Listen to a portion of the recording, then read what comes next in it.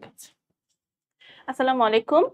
আজকে এইচএসসি 25 তোমাদের জন্য এক্সক্লুসিভ একটা এমসিকিউ সাজেশন নিয়ে এসেছি, বোর্ড কোয়েশ্চেন অ্যানালাইজ করে, যেগুলো অনেক ইম্পর্টেন্ট এমসিকিউ এবং প্রত্যেক বছর ঘুরে ফিরে দেখা যায় যে চলে আসে এরকম বা সিমিলার ইনফরমেশনগুলো, ওগুলোকে আমরা একসাথে রাখা ট্রাই করেছি। আচ্ছা, প্রথমেই অপরিচিতা থেকে আমরা প্রত্যেক টপিক ওয়াইজ এমসিকিউ এ যাব। প্রথমেই অপরিচিতা থেকে এসেছে একটা এমসিকিউ, রবীন্দ্রনাথ ঠাকুর কত খ্রিস্টাব্দে জন্মগ্রহণ করেন? কত খ্রিস্টাব্দে? আনসার হবে 1861। 1861 খ্রিস্টাব্দে জন্মগ্রহণ করেন। এখন এটা অনেক সময় যখন রবীন্দ্রনাথ এবং নজরুলের কবি পরিচিতি আমরা পড়ব, তখন খুব ভালোভাবে মনে রাখতে হবে যে কবি পরিচিতি থেকে রবীন্দ্রনাথ এবং নজরুলের কিন্তু বাংলা সালটাও চলে আসতে পারে। হ্যাঁ, জন্ম এবং মৃত্যু সাল বাংলা যেটা সেটা বঙ্গাব্দ কত।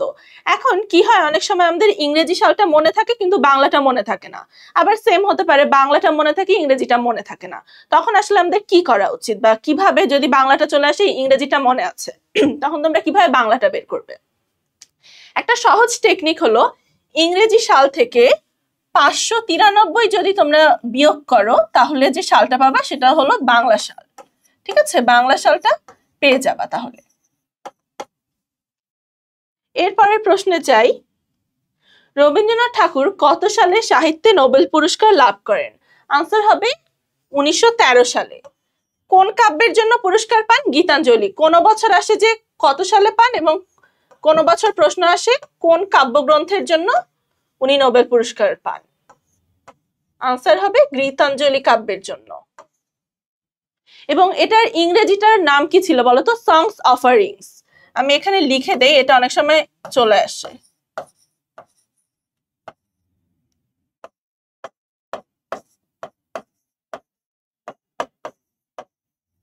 সংস অফারিংস, এবং এটার ভূমিকা লিখেছিলেন ইংরেজ কবি ডব্লিউ.বি. ইয়েট। পরবর্তী প্রশ্ন, রবীন্দ্রনাথ ঠাকুর কত খ্রিস্টাব্দে মৃত্যুবরণ করেন? আনসার হবে 1941 খ্রিস্টাব্দে, তাই না? 1941 খ্রিস্টাব্দে মৃত্যুবরণ করেন। এবং এটাও যদি তোমাদের বাংলাটা আসে কখনো, তাহলে সুন্দরভাবে 593 মাইনাস করে দিবে, আনসার যেটা আসবে সেটাই হচ্ছে তোমার বাংলা সাল, বাংলা বা বঙ্গাব্দ।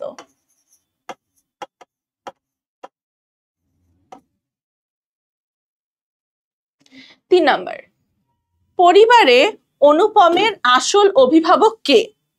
আসল অভিভাবক কে বলতো? অনুপমের একটা লাইন ছিল, ভেতরে মা বাহিরে মামা, তাই না? এবং মামা আমাদের সমস্ত সংসারটাকে ফুলগুড় বালির মতো আঁকড়ে ধরে আছেন, তাকে খুঁড়িয়া এক গন্ডুষ জল পাইবারও কোনো উপায় নেই, তাই না? তাহলে প্রকৃত অভিভাবক কে অনুপমের? আনসার হবে মামা। থাকিবার মধ্যে ভেতরে আছেন মা এবং বাইরে আছেন মামা, অনুপমের এই উক্তিতে প্রকাশ পেয়েছে, তার কি প্রকাশ পেয়েছে বলতো? এক বলেছে অপারগতা। অপারগতা মানে কি বলতো? কোনো কিছু করতে না পারার যে ক্ষমতা, হ্যাঁ, কোনো কিছু করতে অক্ষম হলে ওটাকে বলা হয় অপারগতা। কিন্তু অনুপম তো কোনো কিছু করতে অপারগ ছিল এরকম না, তাকে আসলে করতেই দেওয়া হতো না, এবং সে ছোটবেলা থেকে মা এবং মামার উপর অতিমাত্রায় নির্ভরশীল ছিল, তাহলে অপারগতা আনসার হবে না। 2 নম্বর আনসার কি বলছে দেখো, পরনির্ভরতা। পরনির্ভরতা মানে কি? কারোর উপর নির্ভরশীল হওয়া, সে তো মা এবং মামার উপর নির্ভরশীল ছিলই, তাহলে এটা সঠিক আনসার। এরপরে 3 নম্বরে বলছে ব্যক্তিত্বহীনতা।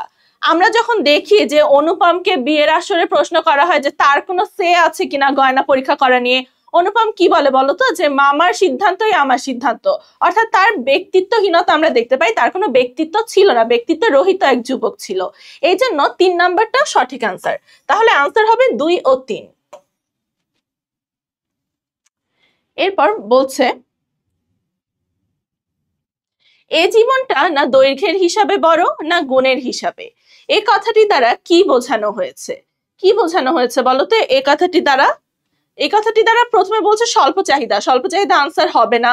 জীবনটা অসাধারণ, এটাও আনসার হবে না। স্বল্প অভিজ্ঞতা, এটাও আনসার হবে না। আনসার হবে হচ্ছে জীবনটা তুচ্ছ। কেন জীবনটা তুচ্ছ হবে? অনুপম শুরুতেই বলছে আজ আমার বয়স 27 মাত্র, এই বয়সটা না দৈর্ঘ্যের হিসাবে বড় না গুণের হিসাবে, মানে কি সে নিজেকে একজন নির্গুণ মানুষ হিসেবে উল্লেখ করছে, যার জীবনের আসলে কোনো ব্যাপ্তি নেই, কোনো ডেপথ নেই, তাহলে কি হবে? তার জীবন অন্তঃসার শূন্য, জীবন যে তুচ্ছ এটা বোঝাতে তাহলে উনি ওই কথাটা ইউজ করেছে। পরবর্তীতে অনুপমের বাবার প্রথম অবকাশ ছিল কোনটি? কোনটি হবে আনসার বলো তো? অনুপমের বাবার প্রথম অবকাশ ছিল মৃত্যু। একটা লাইন ছিল বইয়ে, মৃত্যুতে সেই যে সে প্রথম শ্বাস ছাড়লেন সেই তার প্রথম অবকাশ, তাই না? অর্থাৎ মৃত্যুর মাধ্যমে তার ব্যস্ত জীবনের পরিসমাপ্তি ঘটলো, তাহলে আনসার হবে মৃত্যু। কে অনুপমকে শিমুল ফুলের সাথে তুলনা করতেন? আনসার কি হবে? পণ্ডিত মশাই। শিমুল ফুল এবং কিসের সাথে? মাকাল ফল, এটাও লিখে রাখো। পণ্ডিত মশাই ছোটবেলা থেকে শিমুল ফুল এবং মাকাল ফলের সাথে তুলনা করতেন।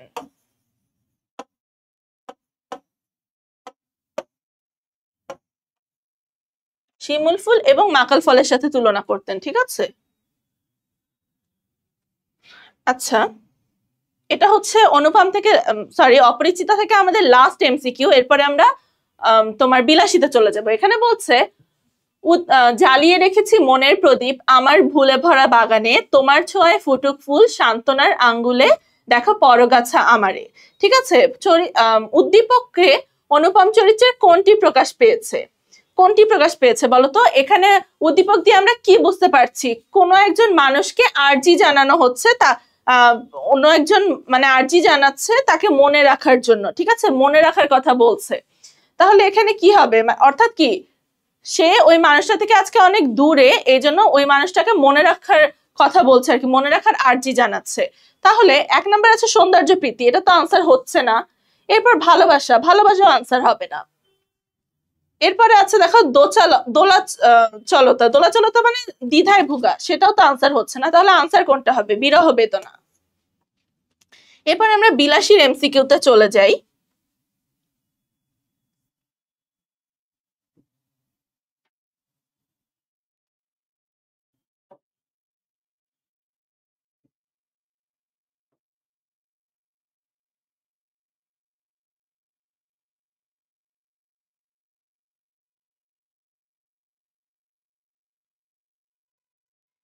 এই যে প্রথম প্রশ্ন বিলাসী থেকে, শরৎচন্দ্রের প্রথম মুদ্রিত রচনা কোনটি?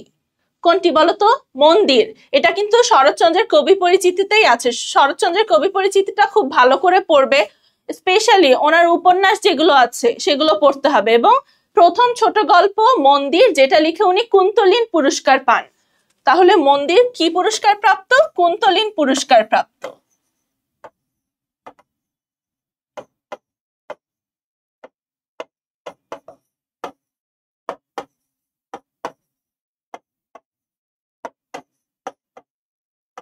কুন্তলীন পুরস্কার প্রাপ্ত।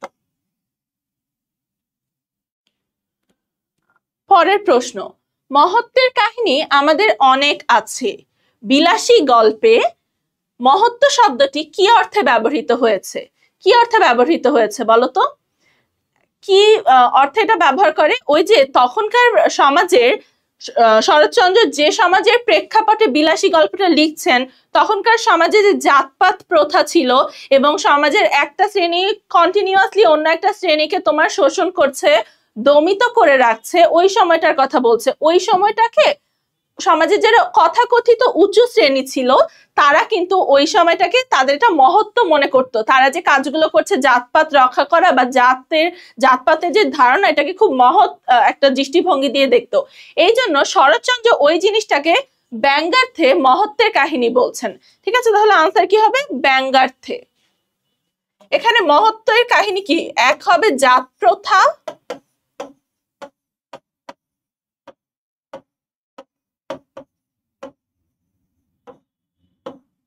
দুই নাম্বারটা হলো নারীর প্রতি অসম্মান।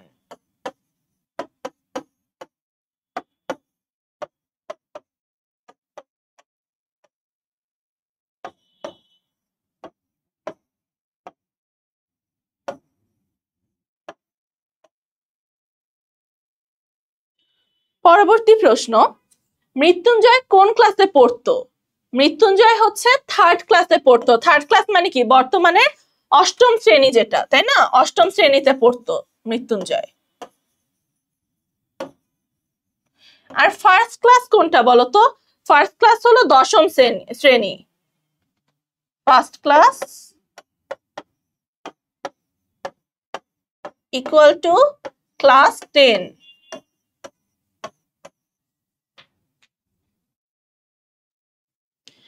বলছে উপরের আদালত হুকুম বলতে কার নির্দেশ বোঝানো হয়েছে? উপরের আদালতের হুকুম বলতে কার নির্দেশ বোঝানো হয়েছে? সুপ্রিম আদালত। বুঝছো, এখানে উপরের আদালত বলছে যে যার উপরে আর কোন ধরনের নির্দেশ খাটে না, যে আদালতের উপরে। তাহলে এটা কোন আদালত হবে? স্রষ্টার যে বিচার বা স্রষ্টার যে আদালত সেটার কথা বলছে। হ্যাঁ, হাইকোর্টের রায় বা পৃথিবীতে যেসব আমরা তৈরি করেছি যেসব আদালত, সেগুলোর রায় তো পরিবর্তন হতে পারে, কিন্তু স্রষ্টার যে হুকুম সেটা কিন্তু অপরিবর্তনশীল। সেই ক্ষেত্রে এটাকে বলছে উপরের আদালতের হুকুম। অর্থাৎ এটার আনসার হবে স্রষ্টার আদালত, স্রষ্টার নির্দেশ। ঠিক আছে।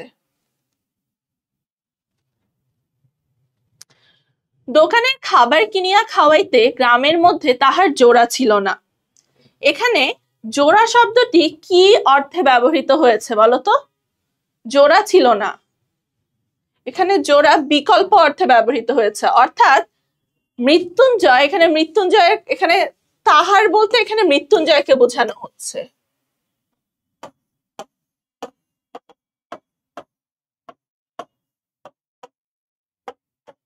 মৃত্যুঞ্জয়কে বোঝানো হচ্ছে।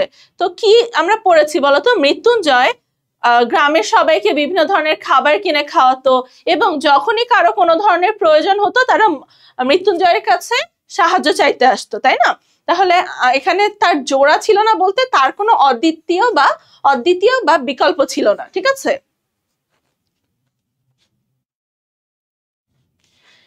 এরপরের প্রশ্ন, গ্রামের মধ্যে মৃত্যুঞ্জয়ের ছিল এমনই সুনাম। এখানে সুনাম কথাটি কোন অর্থে ব্যবহৃত হয়েছে বলতো? এখানে কিন্তু সুনামকে উনি একটু প্যারাডক্সিক্যালি ব্যবহার করেছেন। হ্যাঁ, অর্থাৎ গ্রামে যে তোমার মৃত্যুঞ্জয়ের অনেক দুর্নাম ছিল, মানুষ যে ছাত্রের বাবারা মৃত্যুঞ্জয়ের কাছে অর্থ সাহায্য নিত, কিন্তু সেটা কারোর সামনে প্রকাশ করতো না, কারণ তাদের দুর্নাম হবে এটা ভেবে। এই জন্য এখানে সুনাম হচ্ছে তোমার দুর্নাম অর্থে ব্যবহৃত হয়েছে। এটা একটা প্যারাডক্স।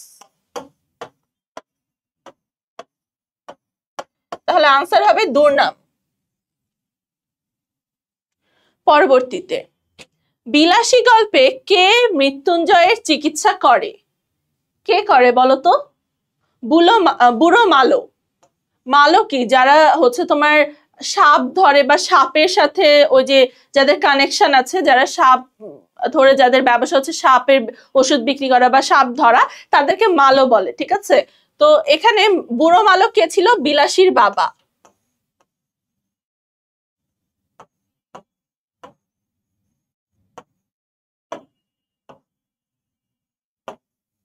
বুড়ো মালো ছিল বিলাসীর বাবা। ঠিক আছে। পরবর্তীতে তো আমরা দেখি যে বিলাসী মৃত্যুঞ্জয়ের সেবা করে। এরপর, যে বস্তুটি এই অসাধ্য সাধন করিয়া তুলিয়াছিল তাহার পরিচয় যদিও সেদিন পাই নাই, কিন্তু আর একদিন পাইয়াছিলাম। এখানে বস্তুটি বলতে বিলাসী গল্পে কি বোঝানো হয়েছে বলতো? এখানে কাদের সিনারিও নিয়ে কথা বলা হচ্ছে? মৃত্যুঞ্জয় এবং বিলাসী। কেন? এই বস্তুটি এই অসাধ্য, এখানে অসাধ্য সাধন কোনটা? মৃত্যুঞ্জয়কে মৃত্যুর কোল থেকে ফিরিয়ে আনা।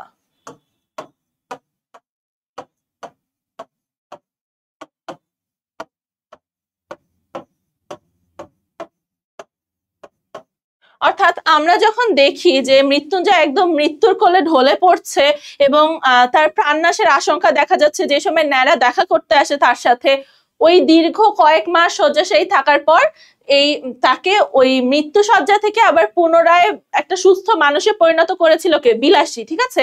অর্থাৎ এই বিলাসীর এই কাজটাকে অসাধ্য সাধন করা বলছে। যেটা কেন তোমার, যেটা কিভাবে পসিবল হয়েছিল এটা বলছে যে এই বস্তুটির দ্বারা, এই বস্তুটি এখানে কি? মানবতা না। কারণ এখানে তোমার বিলাসী আর মৃত্যুঞ্জয়ের কথা বলা হচ্ছে, তাই না? তাহলে কি হবে ওটা বলো তো? তাদের মধ্যে যে প্রেম ছিল সেটা। তাহলে আনসার হবে প্রেম। ঠিক আছে। এরপরে আমরা পরের প্রবন্ধে চলে যাব।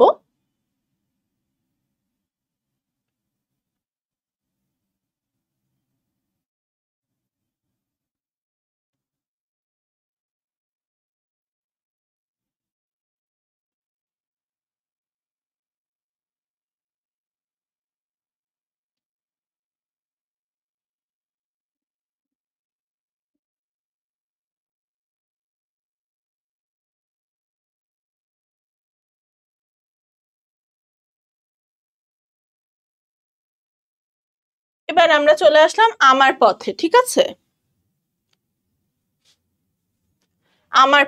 আমার পথে চলে এসেছি আমরা। আমার পথ একটা প্রবন্ধ। এবার তোমাদের জন্য আমার পথ কিন্তু ভীষণ ইম্পর্টেন্ট, ঠিক আছে? এটা মনে রাখবে। আচ্ছা, এবার দেখো বলছে বাংলাদেশের জাতীয় কবি কে? বাংলাদেশের জাতীয় কবি কে? বাংলাদেশের জাতীয় কবি কাজী নজরুল ইসলাম। কাজী নজরুল ইসলামের কিন্তু কবি পরিচিতিটা খুব ইম্পর্টেন্ট, এটা মনে রাখবে। যে কোনো প্রশ্ন চলে আসতে পারে, ঘুরে ফিরে অল্টারনেট করে প্রত্যেক বছর রবীন্দ্রনাথ এবং নজরুল থেকে দিয়ে দেয়। বলছে আমার পথ প্রবন্ধে কোন ধর্ম পালনের প্রতি গুরুত্ব দেয়া হয়েছে? কোন ধর্ম বলতো? এখানে সর্বোচ্চ ধর্ম কোনটাকে বলা হয়েছে? মানব ধর্ম, ঠিক আছে? কোনো বিশেষ কোনো ধর্ম না, মানব ধর্ম। কারণ মানব ধর্ম মতে তুমি যদি চলতে পারো সেখানেই সব ধর্মের কথা নিহিত, তাই না? কোনো ধর্মেই তো তোমার নেগেটিভ কোনো কথা বলে না, সব ধর্মের সারমর্ম তো একই, তোমাকে একটা ভালো মানুষ হতে শিখায়। তাহলে আলটিমেট ধর্ম হলো মানব ধর্ম।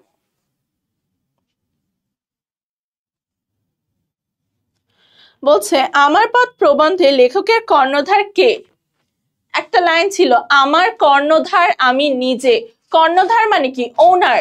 তোমার ক্যারেক্টারিস্টিক্স বা তোমার আচরণ বাহিরের এবং ভেতরের বোধ দুটা যার দ্বারা নিয়ন্ত্রিত হয় বা যে ফ্যাক্টরটা তোমার ক্যারেক্টারিস্টিক্সকে বিল্ড আপ করতে সাহায্য করে সেটাকে বলা হয় কর্ণধার, ঠিক আছে? তাহলে লেখক কি বলেছে? আমার কর্ণধার আমি নিজে এবং আমার পথ দেখাবে আমার সত্য।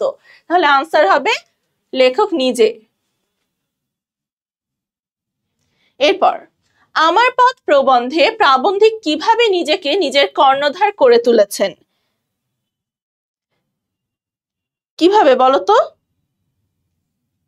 জ্ঞান অর্জনের মাধ্যমে না, উনি কিন্তু এখানে জ্ঞানকে প্রায়োরিটাইজ করেন নাই। এরপর বলছে স্পষ্ট মত প্রকাশের মাধ্যমে, এটাও হবে না। অভিনয় প্রকাশের মাধ্যমে, এটাও হবে না। আনসার হবে আত্মসত্য অর্জনের মাধ্যমে। আত্মসত্য কেন? এইটার যে লাইনটা ছিল, আমার কর্ণধার আমি এবং আমার পথ দেখাবে আমার সত্য, তাই না? এই যে এই লাইনটা মনে রাখবে, আমার পথ দেখাবে আমার সত্য।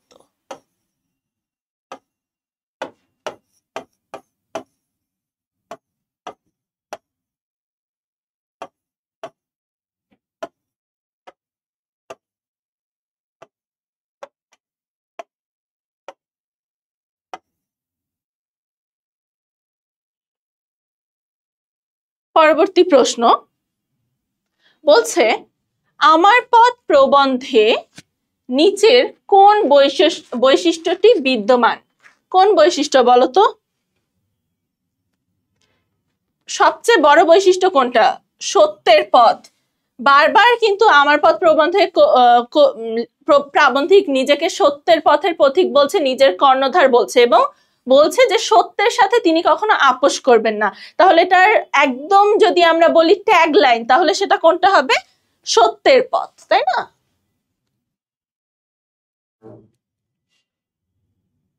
পরবর্তী প্রশ্ন, আমার পথ প্রবন্ধে লেখক সরি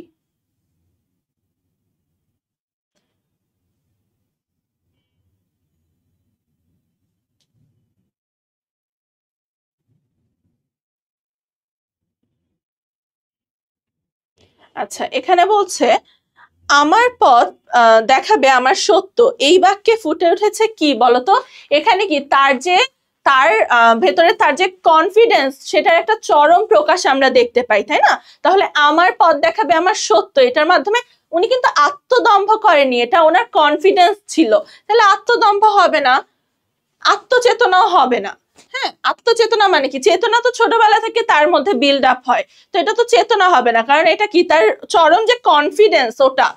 তাহলে আত্ম অহংকার না, কারণ দম্ভ অহংকার তো একই। তাইলে আনসার হবে আত্মপ্রত্যয়। প্রত্যয় মানে কি? তোমার কনফিডেন্স।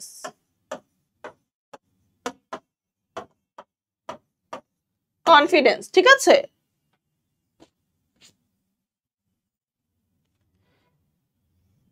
এরপর বলছে কাজী নজরুল ইসলাম সর্বদা কাকে নমস্কার জানিয়েছেন? কাকে বলতো? বললাম কি তোমাকে, ট্যাগ লাইনই হচ্ছে সত্য, তাই না? তাহলে আনসার খুব ইজি, সত্যকে নমস্কার জানিয়েছেন। আমি কারো সামনে কুর্নিশ করি না, বলে না সে কারো সামনে মাথা নত করিনি, আমরা তো বিদ্রোহিতও পাই, আমি আপনারে ছাড়া কাহারে করি না কুর্নিশ। এরপর আমার পথ প্রবন্ধ অনুসারে কিভাবে সত্যকে পাওয়া যায়, কিভাবে সত্যকে পাওয়া যায় বলতো?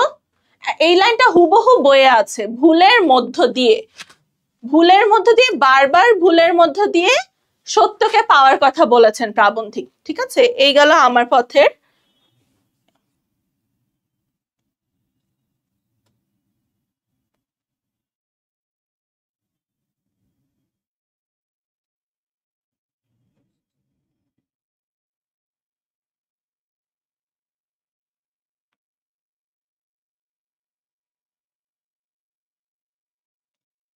এরপর আমরা পরবর্তীতে চলে যাচ্ছি।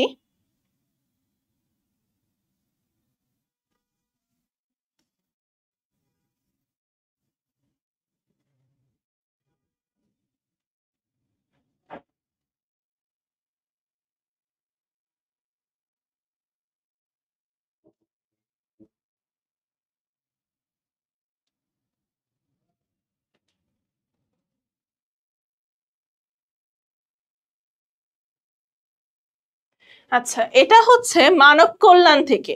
ঠিক আছে, মানব কল্যাণ থেকে লেখা।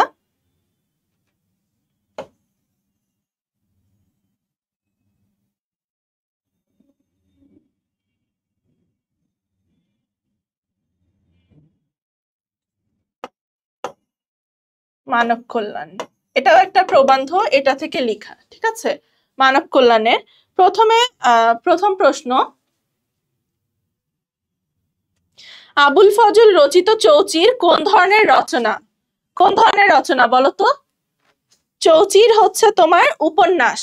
ঠিক আছে, আনসার হবে সি, উপন্যাস। এটা চৌচির, রাঙা প্রভাত এগুলো উপন্যাস, এটা কিন্তু তোমার কবি পরিচিতিতেই আছে। নিচের কোনটি আবুল ফজল রচিত উপন্যাস? কোনটি হবে বলো? রাঙা প্রভাত, আনসার হবে রাঙা প্রভাত। এক মুষ্টি ভিক্ষা দেওয়ার মাধ্যমে কোনটি ক্ষুণ্ণ হয়? কোনটি ক্ষুণ্ণ হয় মানে গল্পের প্রবন্ধের আমাদের কিওয়ার্ড কোনটি? মানব মর্যাদা বা মানবের যে তোমার কল্যাণ সেটা, তাই না? তাহলে কোনটা তোমার বিপন্ন হয় বা ক্ষুণ্ণ হয়? সেটা হলো মানব মর্যাদা। কারণ এক মুষ্টি ভিক্ষা দেওয়ার মাধ্যমে দুজনের মধ্যে কি সম্পর্ক তৈরি হয় বলতো? দাতা এবং গ্রহিতার। এবং আবুল ফজল বারবার বলছেন যে দাতা এবং গ্রহিতা কখনো সমান হতে পারে না। তোমরা যখন মানব কল্যাণ প্রবন্ধটা পড়বে, তিনজনের উক্তি খুব ভালোভাবে মনে রাখবে। এক হচ্ছে রবীন্দ্রনাথের হিবার্ট বক্তৃতামালা,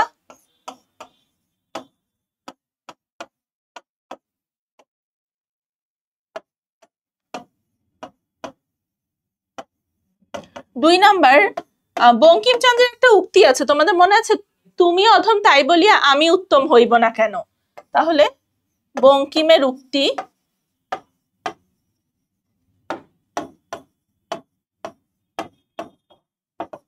এবং ইসলামের নবীর কথা আছে,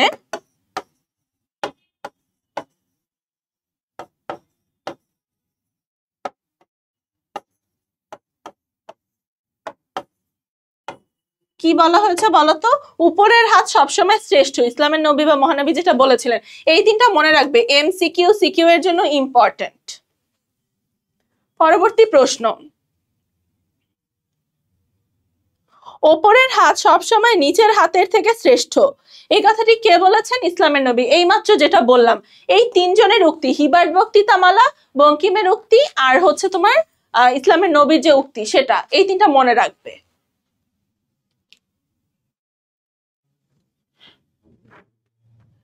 অন্য পরের প্রশ্ন, ভিক্ষা গ্রহণকারীর দীনতা কোথায় প্রকাশিত হয়? কোথায় প্রকাশিত হয় বলতো? সর্ব অবয়বে। সর্ব অবয়বে মানে কি? সর্বোচ্চ। তার ফেসের মাধ্যমে প্রকাশিত হয়, তার অন্তরে প্রকাশিত হয়, বাহিরে প্রকাশিত হয় এবং তার এক্সপ্রেশনে প্রকাশিত হয়। তাহলে কি হবে? সর্ব অবয়ব। অবয়ব মানে কি? সর্বরূপে বা সব রূপে।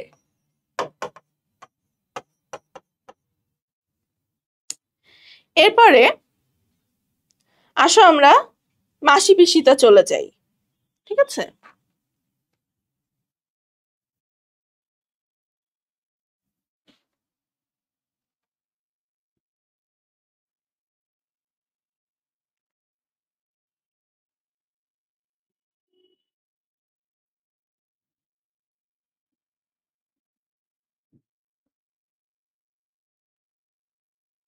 এটা হলো মাসি পিসি থেকে নেওয়া হয়েছে, মাসি পিসির এমসিকিউ।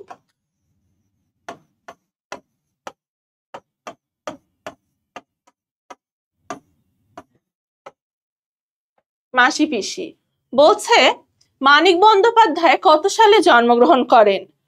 1908 সালে, তাই না? দুমকায় জন্মগ্রহণ করেন, জন্মস্থানটা মনে রাখবে। এবং তার প্রকৃত নাম কি ছিল? প্রবোধ চন্দ্র বন্দ্যোপাধ্যায়, এবং ডাক নাম ছিল মানিক। পরবর্তীতে উনি মানিক বন্দ্যোপাধ্যায় হিসেবে পরিচিতি লাভ করেন। তাহলে ওনার প্রকৃত নাম কি ছিল বা ভালো নাম কি ছিল? প্রবোধ।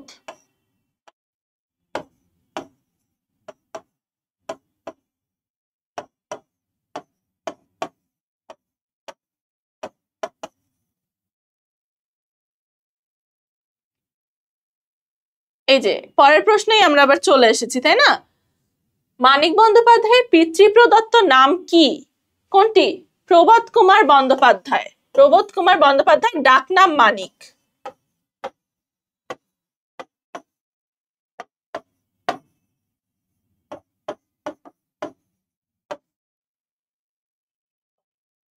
পরের প্রশ্ন, দিবারাত্রির কাব্য কি ধরনের রচনা? কোন ধরনের রচনা বলতো? উপন্যাস।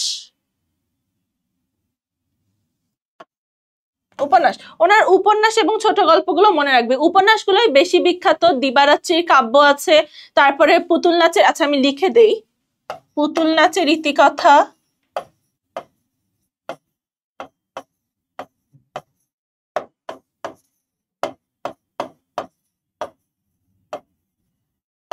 পুতুল নাচের ইতিকথা, দিবারাত্রির কাব্য, পদ্মা নদীর মাঝি।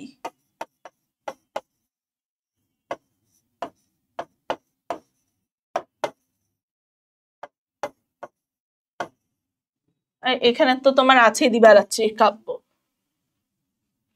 পরবর্তী প্রশ্ন, মাসি পিসির মধ্যে ঐকান্তিক ভাব থাকার কারণ কি? ঐকান্তিক ভাব মানে কি? অনেক ভাব আর কি, বুঝছো? এক সবসময় একজোট হয়ে থাকা বুঝাচ্ছে আর কি এখানে। ভাবের কারণ কি?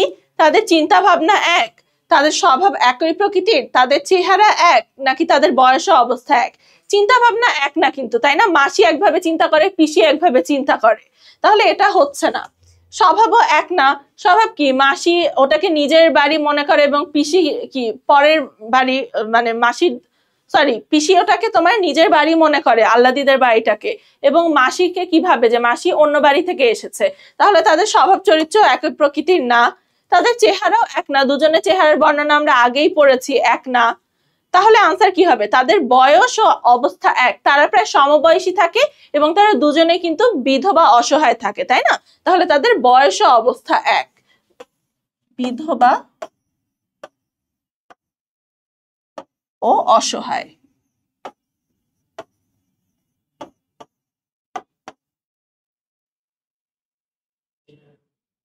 পরবর্তীতে, মাঝখানে খুনসুটি গুটিসুটি হয়ে বসে আছে অল্প বয়সী একটি বউ। বউটিকে বলতো? আল্লাদি, তাই না? এটা নৌকার যে সিনারিওটা, ওটার কথা বলা হচ্ছে। এবং এখানে কিন্তু আল্লাদির একটা বর্ণনা ছিল, ও কি ধরনের কাপড় পরেছে, আট পরে শাড়ি পরেছে, এই বর্ণনাগুলো পড়বে, আল্লাদির বর্ণনা।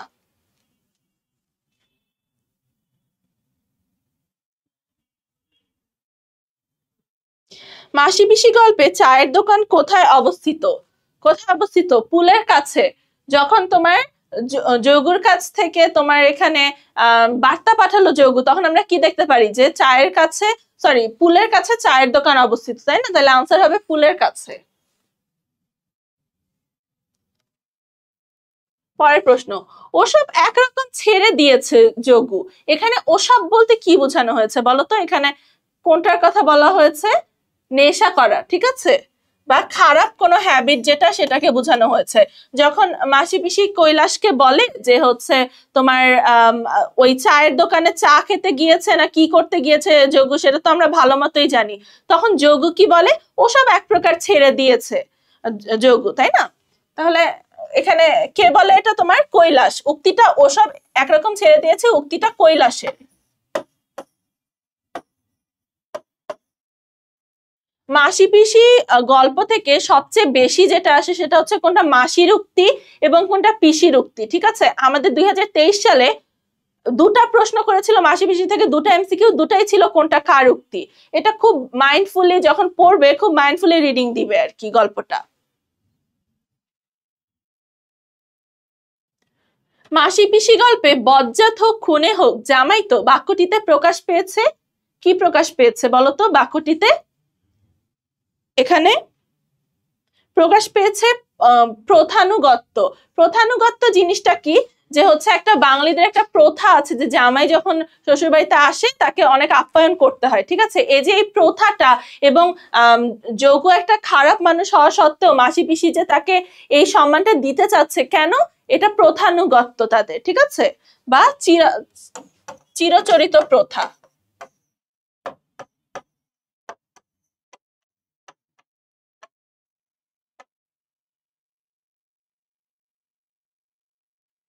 কি বিক্রি করে মাসি পিসি যোগকে ভালো মন্দ 10টা জিনিস খাইয়েছে? কি বিক্রি করে বলতো? ছাগল বিক্রি করে। ঠিক আছে, এখানে ছিল প্রশ্নটা।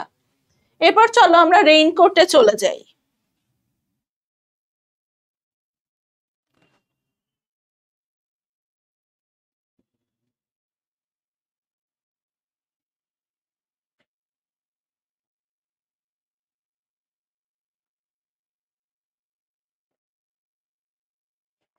প্রথম প্রশ্ন, রেইনকোট গল্পে নুরুল হুদার কাকে জড়িয়ে চুমু খেতে ইচ্ছা করে? আনসার কি হবে বলতো? পিয়নকে। ঠিক আছে, সে কি হয়েছিল মুক্তিযুদ্ধ শুরু হওয়ার পর থেকে যে পিয়ন উর্দু ভাষা ছাড়া কথা বলতো না, কারণ তার কোনো দুঃসম্পর্কের আত্মীয় দিল্লিতে বসবাসরত। ঠিক আছে, এই জন্য আনসার হবে পিয়নকে।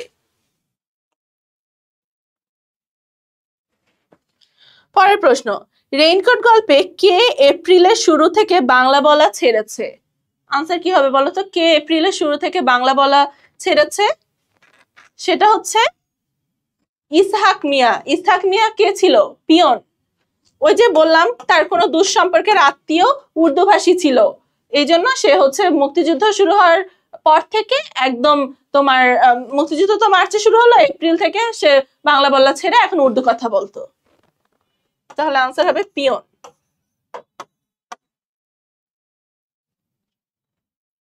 পাকিস্তান বাঁচাতে হলে স্কুল কলেজ থেকে শহীদ মিনার হটাতে হবে, এই নিবেদনটি করেছে কে? কে নিবেদন করেছে বলতো এটা? প্রিন্সিপাল। প্রিন্সিপালের নাম কি ছিল? আফাজ আহমদ, তাই না? প্রিন্সিপাল আফাজ আহমদ।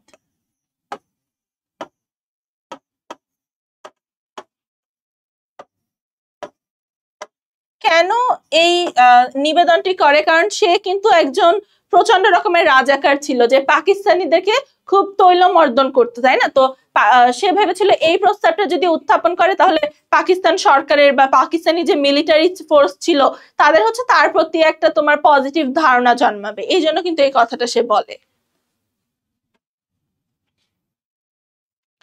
পরের প্রশ্ন, রেইনকোট গল্পে প্রিন্সিপাল কোন প্রিন্সিপাল কেন সব স্কুল কলেজ থেকে শহীদ মিনার হঠাতে মিলিটারির নিকট আবেদন করেছিল?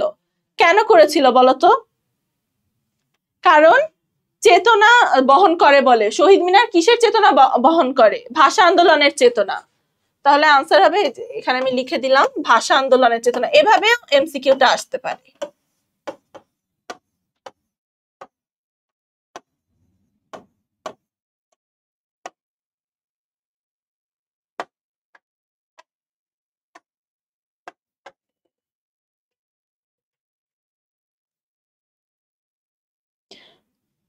পরের প্রশ্ন, ডক্টর আফাজ আহমদ পাকিস্তানের শরীরের কাঁটা বলেছেন কাকে? একটু আগে যে দুটো প্রশ্ন আমরা পড়ে আসলাম, আনসার হবে শহীদ মিনারকে, কারণ ওটা 1952 সালের চেতনা বহন করে, তাই না? ঠিক আছে, এরপর আমরা চলে যাব কবিতায়। সোনার তরী দিয়ে শুরু করব।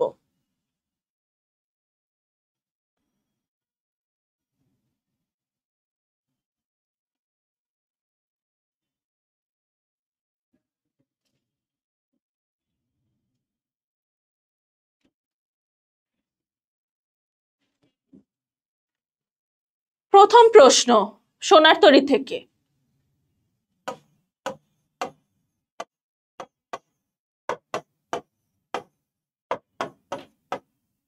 সোনার তরী থেকে প্রথম প্রশ্ন হলো রবীন্দ্রনাথ ঠাকুরের প্রথম কাব্যগ্রন্থের নাম কি? প্রথম কাব্যগ্রন্থ কোনটি ছিল? বনফুল, তাই না? বনফুল কাব্যগ্রন্থ।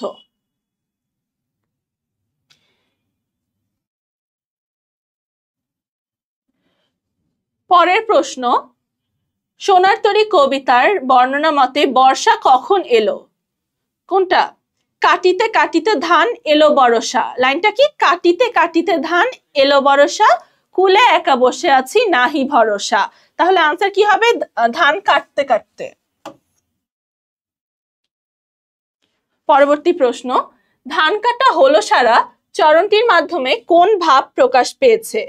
প্রথমে বলছে দেখো ফসলের কাজ সম্পন্ন হওয়া, 2 নাম্বার কর্মের পরিণতি, 3 বলছে কর্মময় জীবন এবং ফসল তোলার তারা। আনসার কোনটা হবে? ধান কাটা হলো সারা মানে কি? তার কাজ সম্পন্ন হয়েছে। এখানে কি কৃষক রূপী কবির কথা বলা হচ্ছে, তাহলে এখানে তার ধান কাটা হলো সারা বলতে তার যে কর্মময় জীবন সেটার সমাপ্তি ঘটেছে এটা বলা হচ্ছে। আনসার হবে সি।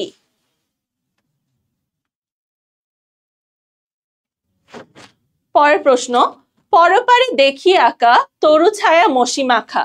এখানে মসি মাখা বলতে কি বোঝানো হয়েছে? এটা কিন্তু তোমাদের সরাসরি টেক্সট বইয়ের যে শব্দার্থ ওটা থেকে নেওয়া হয়েছে। মসি মাখা বলতে কালো রঙে মাখানো। মসি মানে কালি, ঠিক আছে? তাহলে কালির যে রং বা কালো রঙে যেটা মাখানো সেটা হচ্ছে তোমার মসি মাখা বা তোমার কালো রঙে মাখানো। আনসার হবে কালো রঙে মাখানো। পরের প্রশ্ন এপারেতে ছোট ক্ষেত আমি একলা। এই চরণটিতে আমি বলতে প্রতীকী অর্থে কাকে বোঝানো হয়েছে? বলতো আমি একলা এখানে কে বলছে? তোমার কৃষক রূপী কবি। তাহলে আনসার হবে কবিকে। কিন্তু কবি এখানে তোমার কি কার রূপ নিয়ে আছে? কৃষকের। কৃষক রূপী কবি। এখানে কিন্তু ভুলেও আনসার অনেক সময় ভুল করে অনেকে কৃষক দাগিয়ে ফেলবে। কৃষক কিন্তু হবে না। কেন হবে না? কারণ তোমার এখানে কৃষক কি ছদ্মবেশী কবি, তাই না? কৃষক রূপী কবি।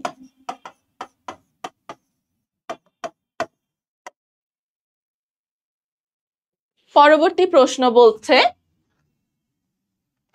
সোনার তরী কবিতায় কোন সময়ের কথা আছে? কোন সময়ের কথা বলো তো? প্রভাত বেলা। একটা লাইন আছে না প্রভাত বেলা নিয়ে, তাহলে কি হবে আনসার? প্রভাত বা সকাল বেলা।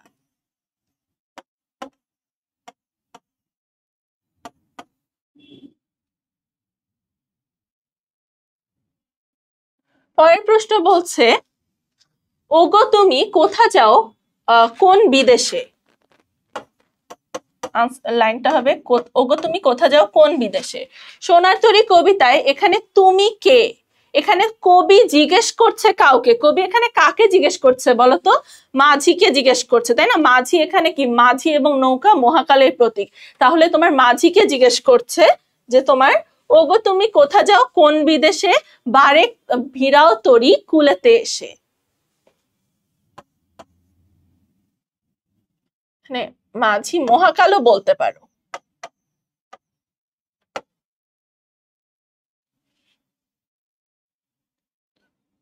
পরের প্রশ্ন সোনার তরী কবিতায় বিদেশ শব্দটি কি অর্থে ব্যবহৃত হয়েছে বলতো? এখানে এইটার ব্যাখ্যা আছে তোমাদের পাঠ পরিচিতিতে।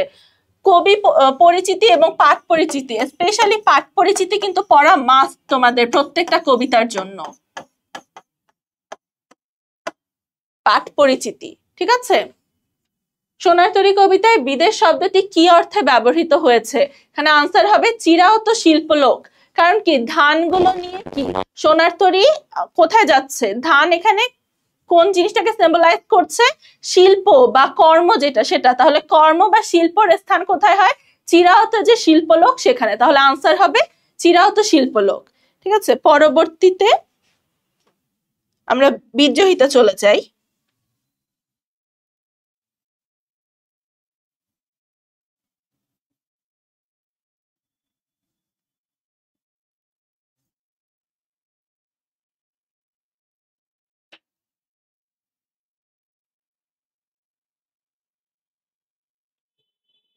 বিদ্রোহী, ঠিক আছে, খুব ইম্পর্টেন্ট একটা কবিতা এবারে তোমাদের জন্য। আমি সিকিউ এর অংশে এটার খুব ব্যাখ্যা ভালোভাবে দিয়েছি, তোমরা এটা দেখে নিবে সিকিউটা।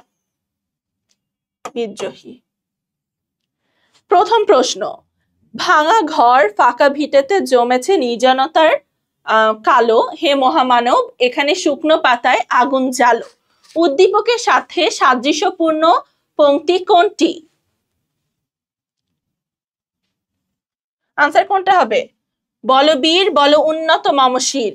এখানে কি নিজের যে তোমার অন্যায় অত্যাচারের বিরুদ্ধে, সবকিছুর বিরুদ্ধে নিজের যে মাথা সেটাকে চির উন্নত বা উঁচু করতে বলেছে, তাই না? এবং এখানেও অন্ধকারে আলো জ্বালতে বলেছে, তাহলে দুটাতে কি পজিটিভিটি স্প্রেড করার কথা বলেছে, এই জন্য আনসার হবে বলবীর বল উন্নত মমশির। পরের প্রশ্ন, মহানুভবতার অনিন্দ প্রকাশ, উদ্দীপকে বিদ্রোহ কবিতার কোন ভাবে প্রকাশ ঘটেছে? কোন ভাবে প্রকাশ ঘটেছে বলতো? মহানুভবতার অনিন্দ প্রকাশ হবে না, উনি তো সবসময় নিজেকে উদার হিসেবে দেখাননি, কখনো কঠোর বলেছেন। পরেরটা বিপ্লবী চেতনার অবসানের আহ্বান, না এটা তো না, বিদ্রোহী চেতনা তো অবসান উনি চাননি, বিদ্রোহী চেতনাকেই তো সে উজ্জীবিত করে রাখতে চেয়েছেন। 3 নাম্বার হচ্ছে অন্যায় অত্যাচারের বিরুদ্ধে সোচ্চার হওয়ার আহ্বান। এবং 4 শক্তিকে সতর্কতা প্রদান, উনি কিন্তু রাজশক্তিকে সরাসরি সতর্কতা প্রদান করেনি, তাহলে আনসার হবে 3 নাম্বারটা, অন্যায় অত্যাচারের বিরুদ্ধে সোচ্চার হওয়ার আহ্বান। ঠিক আছে,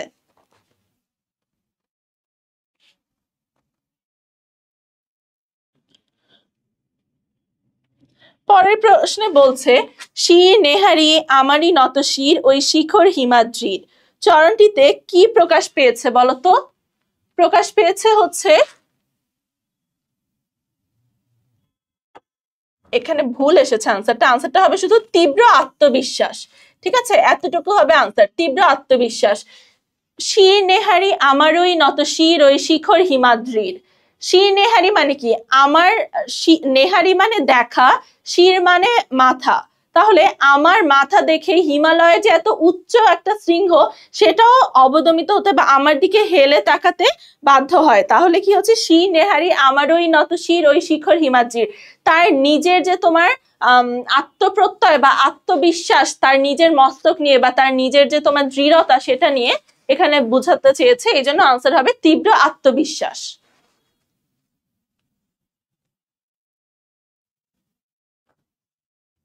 শিখর হিমাদ্রির সবচেয়ে সহজ অর্থ কোনটি?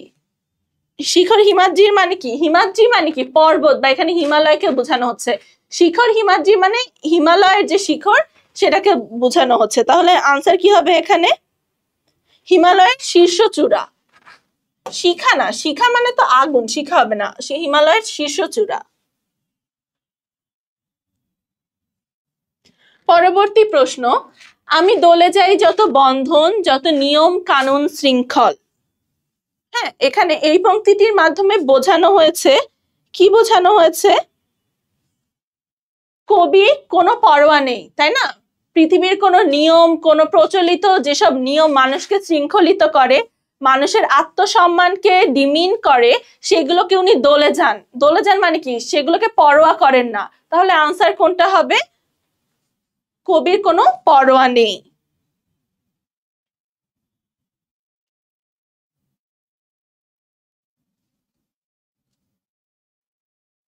পরবর্তী প্রশ্ন, বিদ্রোহী কবিতায় অকাল বৈশাখী ঝড়ের সঙ্গে তুলনা করা হয়েছে কিসের?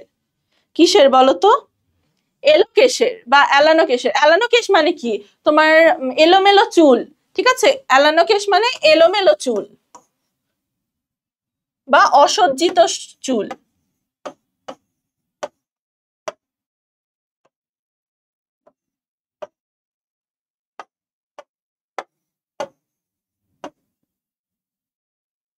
আমি এলোকেশে ঝড় অকাল বৈশাখীর, লাইনটা খেয়াল করো, আমি এলোকেশী ঝড় অকাল বৈশাখী, তাহলে অকাল বৈশাখীকে এখানে কিসের সাথে তুলনা করা হচ্ছে? এলোমেলো চুল বা এলোকেশ।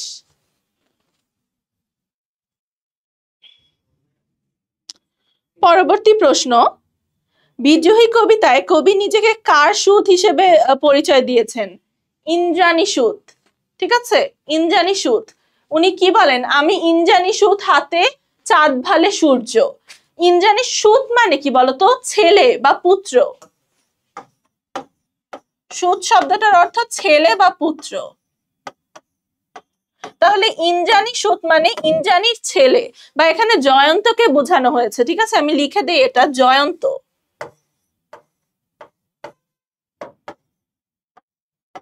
জয়ন্তকে বোঝানো হয়েছে। পরবর্তী, কবির হাতে কেমন বাঁশির কথা বলা হয়েছে? কেমন বাঁশি বলতো? বাঁকা বাঁশির, বাঁকা বাঁশের বাঁশি। লাইনটা কি ছিল? মম এক হাতে বাঁকা বাঁশের বাঁশরি, এক হাতে রণতুর্য। আচ্ছা আমি লাইনটা একবার লিখি।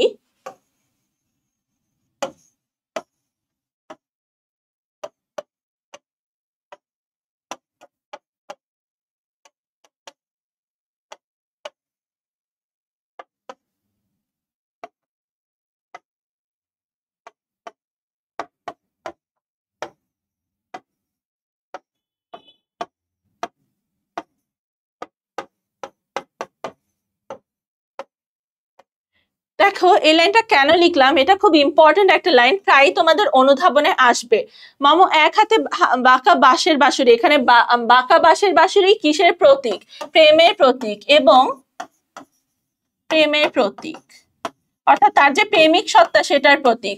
আরেকটা কি, এক হাতে রণতুর্য, এখানে রণতুর্য কিসের প্রতীক? বিদ্রোহী সত্তার প্রতীক।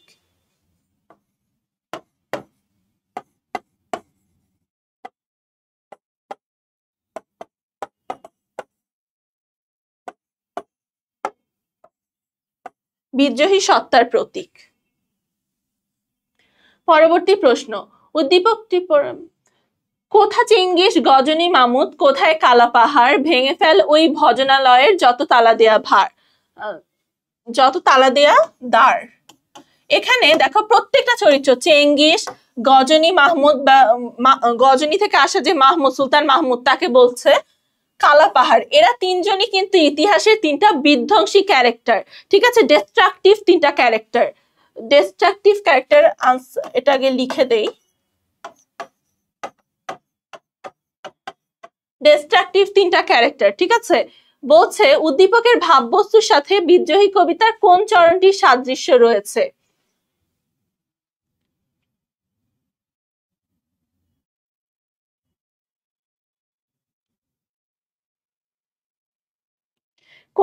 কোনটার সাদৃশ্য রয়েছে বলতো?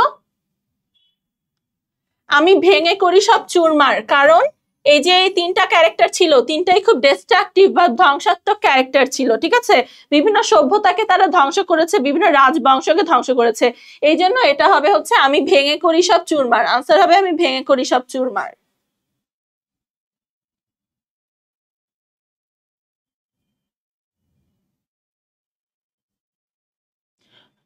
বিদ্রোহী কবিতায় ব্যবহৃত ঐতিহাসিক চরিত্র কোনটি? কোনটি হবে? চেঙ্গিস। নটরাজ কি? ধর্মীয় চরিত্র। নটরাজ মানে মহাদেবকে বোঝানো হচ্ছে, তাই না? এটা হচ্ছে ধর্মীয় চরিত্র। অরফিয়াস এটা হচ্ছে মাইথোলজিক্যাল ক্যারেক্টার বা গ্রিক পুরাণের চরিত্র, তাহলে এটা পৌরাণিক চরিত্র।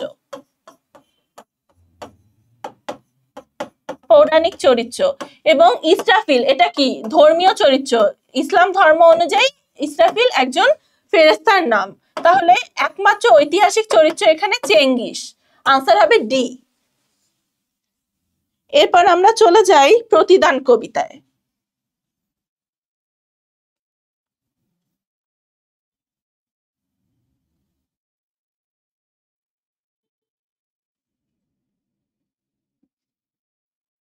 এটা চলে আসলাম আমরা প্রতিদান। খুব ইজি একটা কবিতা, কিন্তু প্রত্যেকবার প্রায় প্রশ্ন চলে আসে এটা থেকে।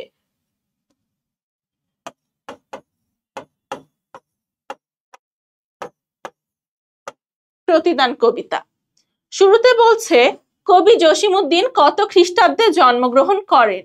কত খ্রিস্টাব্দে জন্মগ্রহণ করেন বলতো?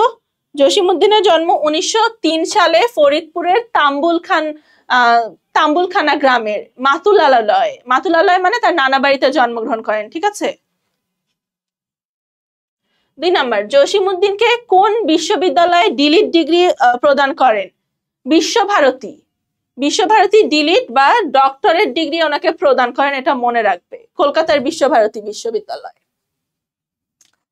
পরের প্রশ্ন, গাহি সাম্যের গান, মানুষের চেয়ে বড় কিছু নাই, নহে কিছু মহিয়ান। উদ্দীপকের ভাব কোন ভাব প্রতিদান কবিতার কোন ভাবটিকে ধারণ করে, কোন ভাবটিকে ধারণ করে বলতো? এখানে বলছে প্রতিবাদ, জাগরণ চিন্তা, হিংসা বিদ্বেষপূর্ণ মনোভাব নাকি সাম্যবাদ। কোনটা হবে? সাম্যবাদ। সাম্যবাদ মানে কি? কোনো ভেদাভেদ, মানুষে মানুষে কোনো ভেদাভেদ না থাকা। বলছে গাহি সাম্যের গান, মানুষের চেয়ে বড় কিছু নাই, নহে কিছু মহিয়ান। এখানে মানুষের যে আলটিমেট তোমার তাদের এক্সট্রিম যে রূপটা সেটা দেখানোর ট্রাই করছে, ঠিক আছে? মানুষের চেয়ে আসলে কোনো কিছু বড় হয় না, মানব ধর্মই সবচেয়ে বড় ধর্ম, এটাই হলো তোমার সাম্যবাদ বা অজাতিবাদ, ঠিক আছে? জাতি বিভেদ থাকে না যেখানে। পরবর্তী প্রশ্ন, উদ্দীপকে আলোচিত কবিতায় প্রকাশ, উদ্দীপক আলোচ্য কবিতায় প্রকাশ পেয়েছে মানুষের প্রতি ভালোবাসা, অবশ্যই মানুষের প্রতি ভালোবাসা, কারণ এটাতে মানুষকে সর্বশ্রেষ্ঠ দেখানো হয়েছে। মানুষের শ্রেষ্ঠত্ব, অবশ্যই মানুষের শ্রেষ্ঠত্ব, কারণ মানুষের চেয়ে বড় কিছু নাই, নহে কিছু মহিয়ান, মানে মানুষের চেয়ে মহান অন্য কিছু নেই, তাহলে মানুষের শ্রেষ্ঠত্ব দেখিয়েছে। পরবর্তী, মানুষের প্রতি অবহেলা, এটা তো হবে না, তাহলে আনসার কি হবে? 1 ও 3, আনসার হবে বি, 1 ও 3, তাই না?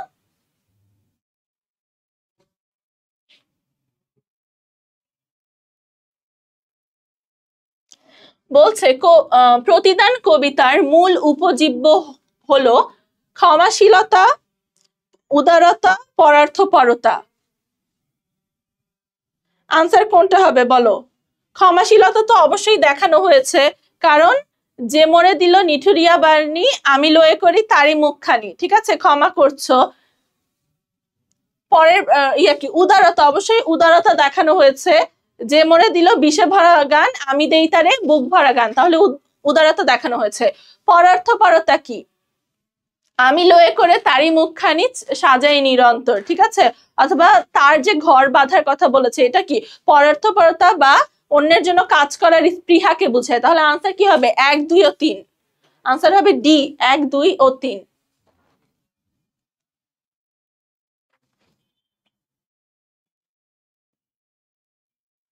প্রতিদান কবিতায় কবি কার ঘর বাঁধেন? কার ঘর বাঁধেন বলতো?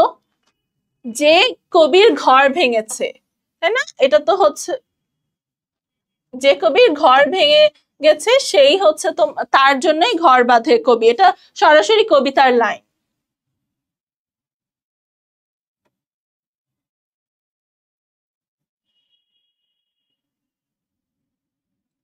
আচ্ছা,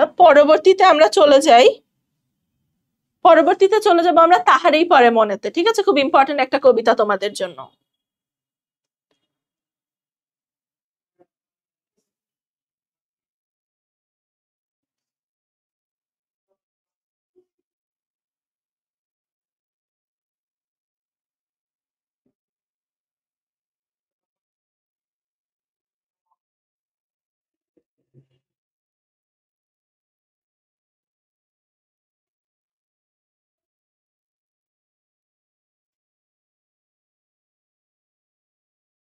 আচ্ছা, এই দেখো, এটা হচ্ছে তাহারই পরে মনে থেকে।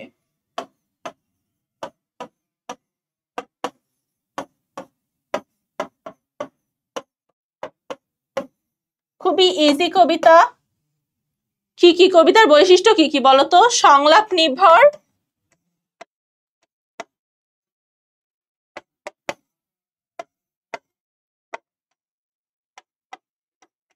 সংলাপ নির্ভর কবিতা এবং গদ্য ছন্দে রচিত, তাই না?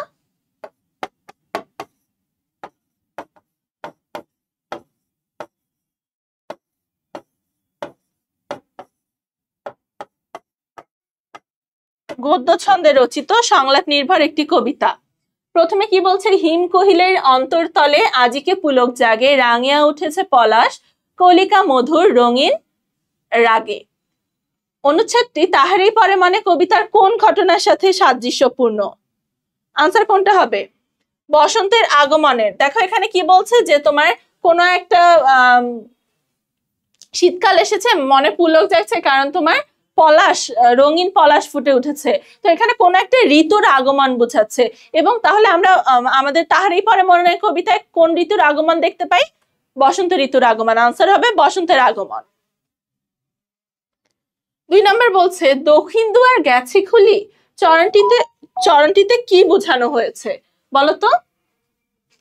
এই প্রশ্নটা কে করে আগে এটা বুঝতে হবে। প্রশ্নটা করেছে কবি, তাই না? প্রকৃতিতে বসন্ত সম্পূর্ণরূপে আত্মপ্রকাশ করেছে, তারপরও কবির মনে এই মানে প্রশ্ন যাচ্ছে যে সে প্রশ্ন করছে দক্ষিণ দুয়ার গেছে খুলি, মানে তার যে উদাসীনতা সেটা প্রকাশ পেয়েছে। আনসার হবে কবির উদাসীনতা, সি।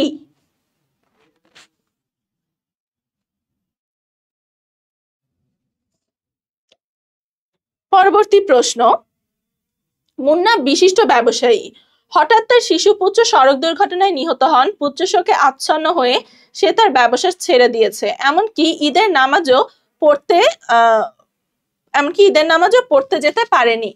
ঠিক আছে, এখানে মুন্না নামক একজনের তোমার পুত্র হারানোর শোক বুঝাচ্ছে বা প্রিয়জন হারানোর শোক। বলছে উদ্দীপকের মুন্না তাহারই পরে মনে কবিতার কোন চরিত্রকে মনে করিয়ে দেয়? অবশ্যই কবির চরিত্রকে, কারণ কবিও তার যে প্রিয়জনকে হারিয়ে তোমার পৃথিবী সম্পর্কে উদাসীন হয়ে পড়ে। তাহলে আনসার কি হবে? কবির চরিত্রকে।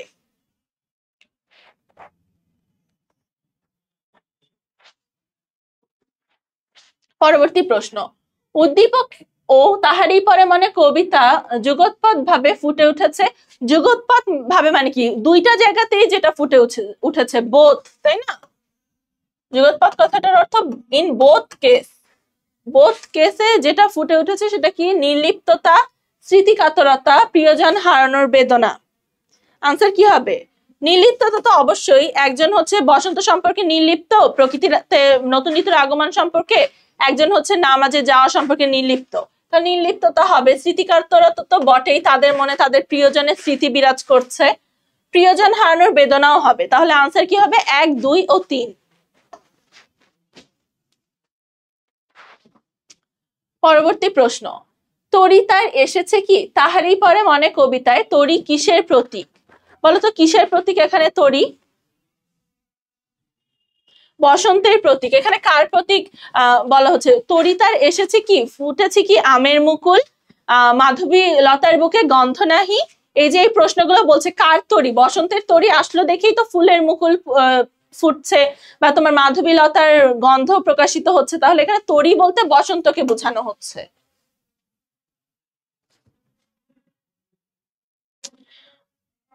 পরবর্তী প্রশ্ন, ডেকেছে কি সে আমারে, শুনি নাই রাখিনি সন্ধান।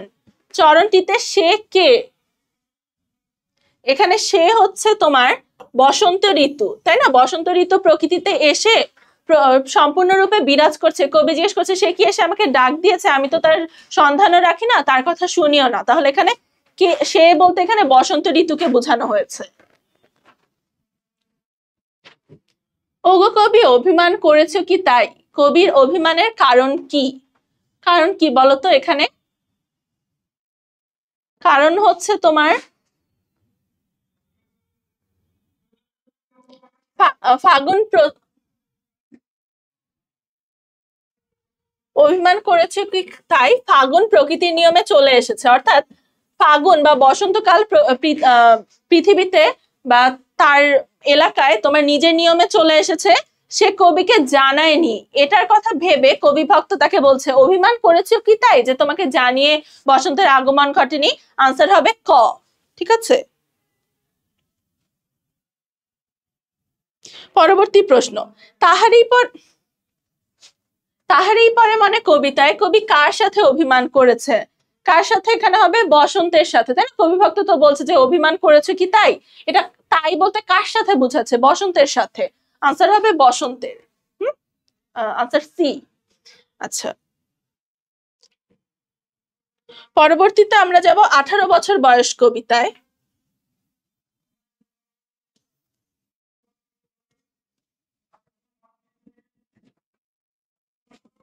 18 বছর বয়স ইম্পর্টেন্ট।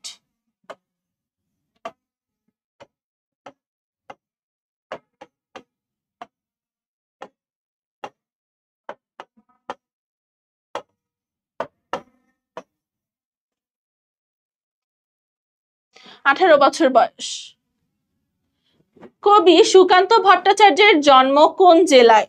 কোন জেলায় জন্মগ্রহণ করেন? গোপালগঞ্জ জেলার, বাংলাদেশের গোপালগঞ্জ জেলা, কিন্তু মনে রাখবে গোপালগঞ্জ জেলায়। 2 নম্বর প্রশ্ন, সুকান্ত ভট্টাচার্য আমৃত্যু কোন পত্রিকার সম্পাদক ছিলেন? দৈনিক স্বাধীনতা। ঠিক আছে, দৈনিক স্বাধীনতার কি বিষয়? ফার্স্টে কিন্তু তিনি শিশু বিষয়ক সম্পাদক ছিলেন, অর্থাৎ শিশু পৃষ্ঠাগুলো যেটা, ওটার সম্পাদক ছিলেন, শিশু বিষয়ক সম্পাদক ছিলেন, এবং আমৃত্যু তিনি ওই পত্রিকার সাথে ছিলেন।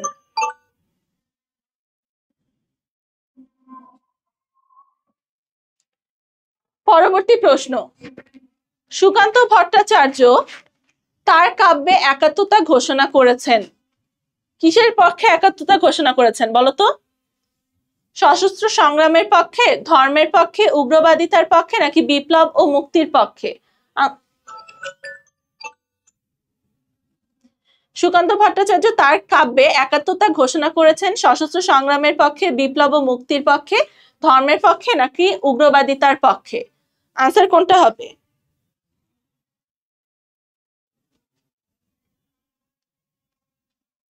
বিপ্লব ও মুক্তির পক্ষে, তাই না? উনি সবসময় মুক্তি কামনা করেছেন, বিপ্লব কামনা করেছেন। পরবর্তী প্রশ্ন, সুকান্ত ভট্টাচার্য ফ্যাসি বিরোধী লেখক শিল্পী সংঘের পক্ষে কোন কাব্যগ্রন্থ রচনা করেন? কোনটা হবে? আকাল। এটা কিন্তু কবি পরিচিতি থেকে নেওয়া হয়েছে। সুকান্ত, রবীন্দ্রনাথ এবং তোমার নজরুল বাদে সুকান্ত ভট্টাচার্যের কবি পরিচিতিও খুব ইম্পর্টেন্ট। কেন ইম্পর্টেন্ট? কারণ তোমার উনি একজন খুব কিশোর কবি ছিলেন এবং 21 বছর বয়সে মারা যান। এই 21 বছরই কিন্তু অনেক সাহিত্য ভান্ডারকে অনেক এনরিচ করে গিয়েছেন, এবং মনে করা হয় উনি যদি বেঁচে থাকতেন বাংলা সাহিত্য আরো অনেক সমৃদ্ধির দিকে চলে যেত। পরবর্তী প্রশ্ন, কবি সুকান্ত ভট্টাচার্যের জন্ম কত খ্রিস্টাব্দে? কত খ্রিস্টাব্দে বলতো সুকান্ত ভট্টাচার্যের জন্ম?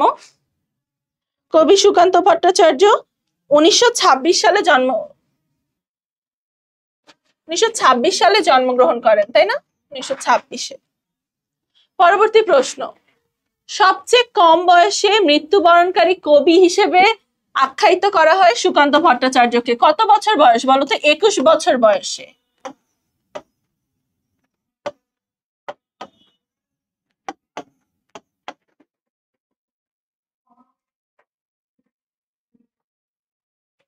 এরপরের প্রশ্ন, সুকান্ত ভট্টাচার্য কত বছর বয়সে মারা যান? 21 বছর। এই যে একটু আগে তো বললাম 21 বছর বয়সে মারা যান। 18 বছর বয়স দুঃসহ কেন? কেন দুঃসহ? 18 বছর বয়স দুঃসহ কেন? কারণ পথের ভাঙা ভাঙতে চায় বলে, বাষ্পের বেগে স্টিমারের মতো চলে বলে, স্পর্ধায় মাথা তোলার ঝুঁকির কারণে, নাকি প্রাণে অসহ্য যন্ত্রণার কারণে? এটার আনসার হবে স্পর্ধায় মাথা তোলার ঝুঁকির কারণে, তাই না? কই, স্পর্ধায় মাথা তোলবার ঝুঁকি।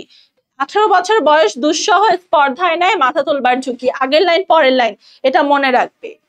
এই চলো আমরা পরবর্তীটাতে চলে যাই।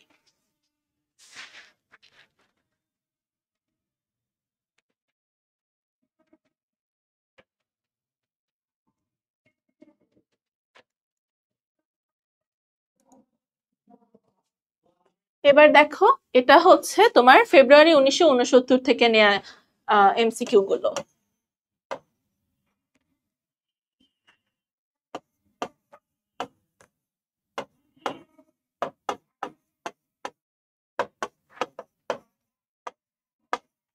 ফেব্রুয়ারি 1969 থেকে নেওয়া এমসিকিউ গুলো এখানে।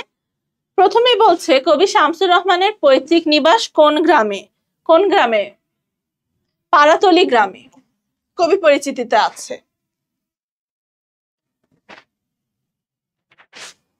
পরবর্তী, দৈনিক পাকিস্তান পত্রিকাটি পরবর্তীতে কি নামে প্রকাশিত হয়? কি নামে প্রকাশিত হয় বলতো? দৈনিক বাংলা। এটা কিন্তু, এই পত্রিকা কিন্তু স্বাধীনতার পরবর্তী মানে 1971-এর পরেও ছিল। ঠিক আছে, অনেক বিখ্যাত একটা কবিতা ছিল দৈনিক বাংলা। পরের প্রশ্ন, শামসুর রহমানের প্রথম কবিতা যে পত্রিকায় প্রকাশিত হয় সেটা কোন পত্রিকা? সাপ্তাহিক সোনার বাংলায়। ঠিক আছে, সাপ্তাহিক সোনার বাংলা পত্রিকায় তার প্রথম কবিতা প্রকাশিত হয়।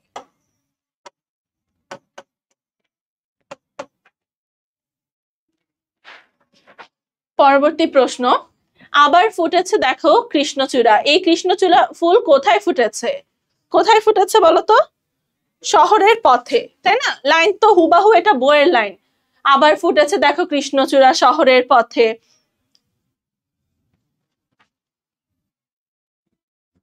ফেব্রুয়ারি 1969 কবিতায় কোন ফুলের উল্লেখ আছে? কোন ফুলের উল্লেখ আছে বলতো? কৃষ্ণচূড়া ফুলের। ওই যে আবার ফুটেছে দেখো কৃষ্ণচূড়া শহরের পথে। কৃষ্ণচূড়া কিন্তু এখানে তোমার অনেক কিছুকে সিগনিফাই করে। লাল রক্ত বা আমাদের লাল যে সংগ্রামী চেতনা ওইটাকে সিগনিফাই করে। তারপরে কি শহীদের রক্তকে সিগনিফাই করে। এরপরে তোমার যে রাজপথ যে তোমার রঞ্জিত হয়েছে ফেব্রুয়ারি মাসে, এই ফেব্রুয়ারি মাসটাকে সিগনিফাই করছে কৃষ্ণচূড়া ফুলটা। ঠিক আছে,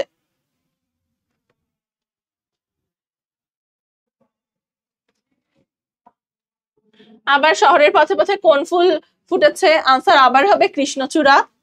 পরের প্রশ্ন, কবির দৃষ্টিতে আমাদের চেতনার রং কোনটা? একুশের কৃষ্ণচূড়া, তাই না? কারণ কি আমাদের চেতনার রং কি? লাল, রঞ্জিত একটা ইতিহাস আছে আমাদের। আর কৃষ্ণচূড়ার রং কি? লাল। তাহলে আনসার হবে একুশের কৃষ্ণচূড়া। আচ্ছা, এরপর পরবর্তীতে চলে যাই।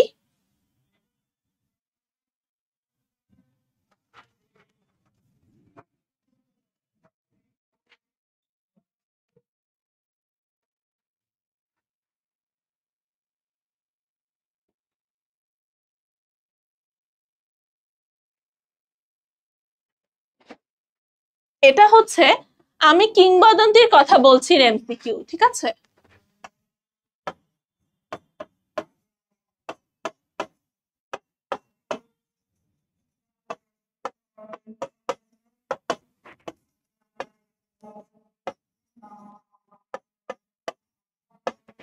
আমি কিংবদন্তির কথা বলছি। প্রথমে বলছে পাহাড়ি ঢলের মতো নেমে এসে সমস্ত ভাষায় অভাগা মানুষ যেন জেগে ওঠে আবার এ আশায় যে আবার নুরুল দিন একদিন আসবে বাংলায়।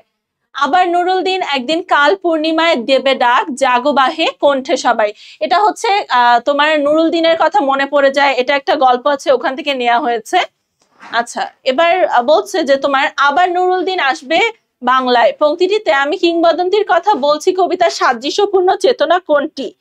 চেতনা কোনটি বলতো? নবজাগরণ তো হবে না, এখানে নবজাগরণের কথা বলা হয়নি। একটা মানুষ, সে আগেও ছিল, সে আবার সংগ্রামী রূপে ফিরে আসবে, তার কথা বলছে। তাইলে ক হচ্ছে না। খ বলছে সংগ্রামশীলতা, অবশ্যই তার সংগ্রামের কথা হবে। গ হচ্ছে ইতিহাস মনস্কতা। ইতিহাস মনস্কতা না, কারণ সে আগে ইতিহাসে ছিল, এখন আবার সে ইতিহাসে ফেরত আসবে। বারবার এই সংগ্রামী ক্যারেক্টার গুলো আমাদের ইতিহাসে কিন্তু ব্যাক করে। তাহলে 3 নম্বরের আনসার হবে, আনসার হবে 2 ও 3, সি।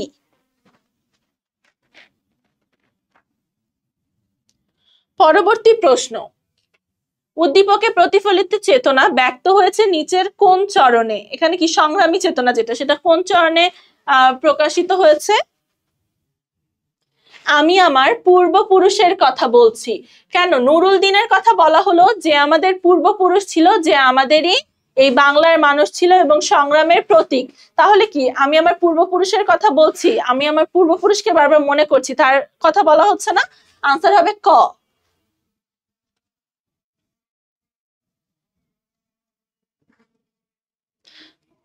বলছে আমি কিংবদন্তির কথা বলছি কবিতার কবির পূর্বপুরুষের করতলে কিসের সৌরভ ছিল? পলিমাটির সৌরভ ছিল। আমার পূর্বপুরুষের করতলে পলিমাটির সৌরভ ছিল, পিঠে রক্ত জবার মতো ক্ষত ছিল। এই দুটা লাইন সবচেয়ে মানে কি লাইন এই পুরো কবিতার। পলিমাটির সৌরভ ছিল মানে মাটির সৌরভ থাকা মানে বোঝা যাচ্ছে আমাদের পূর্বপুরুষ কৃষক ছিলেন, তাই না? এটা বলছে কৃষক। কৃষক মাটি চাষ করে, মাটিতে চাষ করে, এর ফলে তো হাতে পলিমাটি সৌরভ জন্মায়, তাই না? এই জন্য এই দুটো লাইন আমি লিখে দেই, এই দুটা ট্যাগ লাইন।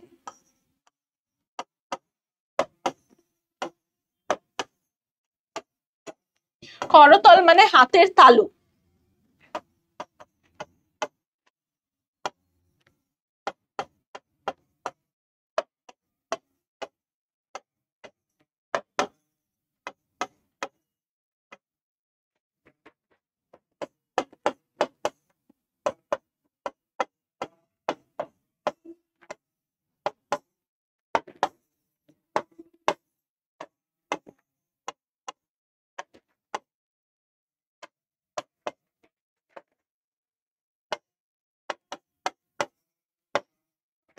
তার পিঠে রক্ত জবার মতো ক্ষত ছিল। পরের লাইনটা দিয়ে বোঝায় সে অত্যাচারিত ছিল। ঠিক আছে, এই যে পরেই আবার চলে এসেছে, আমি কিংবদন্তির কথা বলছি কবিতায় কবির পূর্বপুরুষের পিঠে কিসের মতো ক্ষত ছিল? রক্ত জবার মতো। আনসার হবে রক্ত জবার মতো ক্ষত ছিল। পরের প্রশ্ন, আমি কিংবদন্তির কথা বলছি কবিতায় রক্ত জবার প্রসঙ্গ যে অর্থে ব্যবহৃত হয়েছে অত্যাচারের তাজা আঘাত, বারবার ওই জায়গায় চাবুক, পিঠের মধ্যে চাবুক মারতে মারতে আমাদের পূর্বপুরুষরা ইংরেজদের হাতে শোষিত হয়েছে, পাকিস্তানিদের হাতে শোষিত হয়েছে, বারবার চাবুক পড়েছে দেখে এখানে চাবুকের যে ক্ষত সেটাকে মেটাফরিক অর্থে রক্ত জবার ক্ষত বলছে। তাহলে আনসার হবে অত্যাচারের তাজা আঘাত। ঠিক আছে, এটা হবে আনসার। পরের প্রশ্ন, চাষি খেতে চালাইছে হাল, তাঁতি বসে তাঁত বনে জেলে ফেলে জাল। উদ্দীপকটিতে আমি কিংবদন্তির কথা বলছি কবিতার যে চরণের মিল রয়েছে, কোন চরণের মিল রয়েছে বলতো?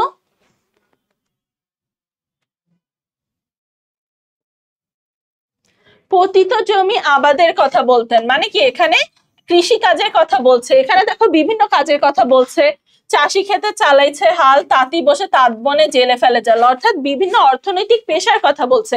তাহলে এখানে কি পতিত জমি আবাদ করাও কি একটা পেশা না, বা কৃষকের যে পেশা এটাকে সিগনিফাই করছে এই লাইনটি দ্বারা। ঠিক আছে, এরপরে আমরা হচ্ছে সহপাঠে চলে যাই, চলো।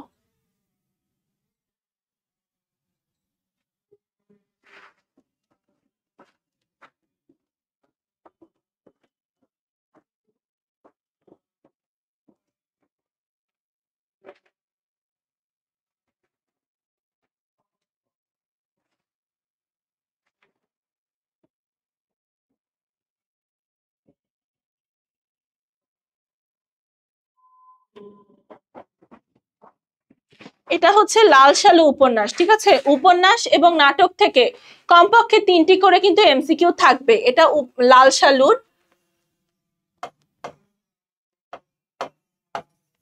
লাল সালু থেকে কমপক্ষে 3টা এমসিকিউ থাকবে।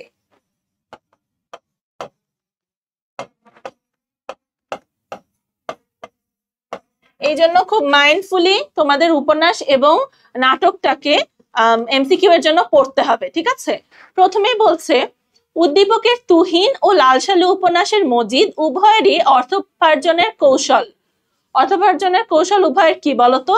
আচ্ছা, উদ্দীপকটা বাদ চলে গিয়েছে মনে হয়।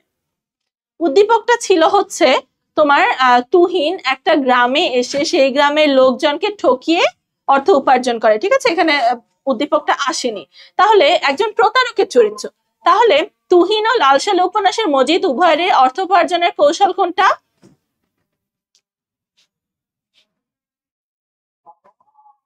প্রতারণা। প্রতারণা তো অবশ্যই হবে, প্রভাব বিস্তারও হবে, ব্যাকুলতা, ব্যাকুলতা হবে না। আনসার হবে 1 ও 2।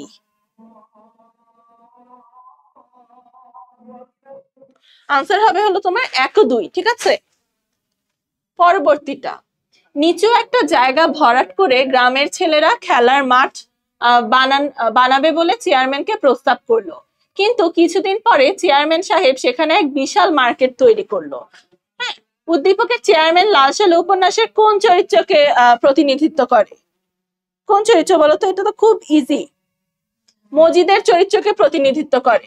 কারণ চেয়ারম্যান কি করলো এখানে তোমার, এখানে আক্কাসের যে চরিত্রটা ছিল, আক্কাস কি স্কুলের কথা, স্কুল স্থাপনের কথা বলে, কিন্তু তোমার মজিদ কি করে? স্কুল স্থাপনে বাধা সৃষ্টি করে। এখানেও বলছে ছেলেরা গ্রামের মাঠে তোমার একটা গ্রামের খেলার মাঠ তৈরি করতে চায়, কিন্তু সেখানে সে মার্কেট তুলে ফেলে। তাহলে আনসার কি হবে? মজিদ। পরবর্তী প্রশ্ন, উদ্দীপকের চেয়ারম্যানের উদ্দেশ্য লাল সালু উপন্যাসের কোন বিষয়টিতে প্রকাশিত হয়েছে? কোন বিষয়টিতে প্রকাশিত হয়েছে বলতো?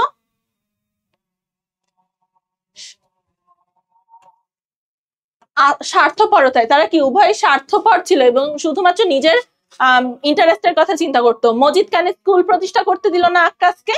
কারণ স্কুল প্রতিষ্ঠা করলে তোমার কুসংস্কার দূরীভূত হয়ে যাবে, গ্রামের কুসংস্কার দূরীভূত হয়ে যাওয়া মানে তার যে বিজনেস, সে যে মানুষকে ঠকিয়ে কুসংস্কারাচ্ছন্ন করে রেখে একটা মাজার ব্যবসা পরিচালনা করছে, এটা আর পরবর্তীতে থাকবে না। এটা তার স্বার্থপরের মতো আচরণ করলো। এবং তোমার চেয়ারম্যানও আমরা সেম জিনিস দেখি, খেলার মাঠ করতে দিল না, কারণ সে ওই ফাঁকা জায়গায় কি করছে, তোমার মার্কেট করছে, যেটা থেকে তার ইন্টারেস্ট আসবে। তাহলে উভয়ের মিল কোথায়? স্বার্থপরতায়। ঠিক আছে, পরবর্তী প্রশ্ন, লাল সালু উপন্যাসের মজিদের মধ্যে কোনটি অনুপস্থিত?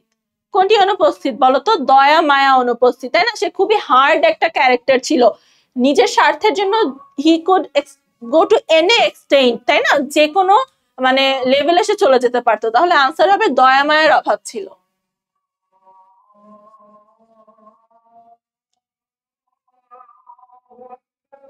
লাল সালু উপন্যাসে মজিদ কিভাবে তার প্রভাব প্রতিষ্ঠিত করে? কিভাবে প্রতিষ্ঠিত করে বলতো? অলৌকিক ক্ষমতা বলতে হবে না, কারণ তার কোনো অলৌকিক ক্ষমতা ছিল না। এরপরে আছে সকলকে অন্ধবিশ্বাসে আচ্ছন্ন করে, এটা হবে আনসার, তাই না? কারণ সে সকলকে অন্ধবিশ্বাস বলে যে এখানে মোদাসের পীরের মাজার আছে, এখানে একজন জ্ঞানী পীর শুয়ে আছে, এভাবে অন্ধবিশ্বাস দিয়ে আর কি সবাইকে সে বশবর্তী করে ফেলে। এরপরে আর দুটা ক্যারেক্টার আছে, অপশন আছে ভালো ব্যবহার দ্বারা। ভালো ব্যবহার তো হবে না, কারণ সে ভালো ব্যবহার করতো না মানুষের সাথে। এবার কূটকৌশল, কূটকৌশল তো ছিলই, কিন্তু প্রথম যেটা করে সেটা কি? সবাইকে ধর্মান্ধ করে বা তোমার কুসংস্কার আচ্ছন্ন করে, তাই না? তাহলে আনসার হবে 2 নাম্বারটা। 3 নাম্বার বলছে, সজ্ঞানে না জানলেও তারা একাট্টা, পথ তাদের এক। এখানে কার কার একাট্টা হওয়ার কথা বোঝানো হয়েছে? কার কথা বলতো? এখানে মজিদ এবং খালেক ব্যাপারীর কথা বলা হয়েছে। কারণ মজিদ এবং খালেক ব্যাপারী কি বলা হয়েছে? খালেক ব্যাপারীকে বলা হয়েছে মজিদের বন্ধু মানুষ। ইকুয়েশনটা লিখি,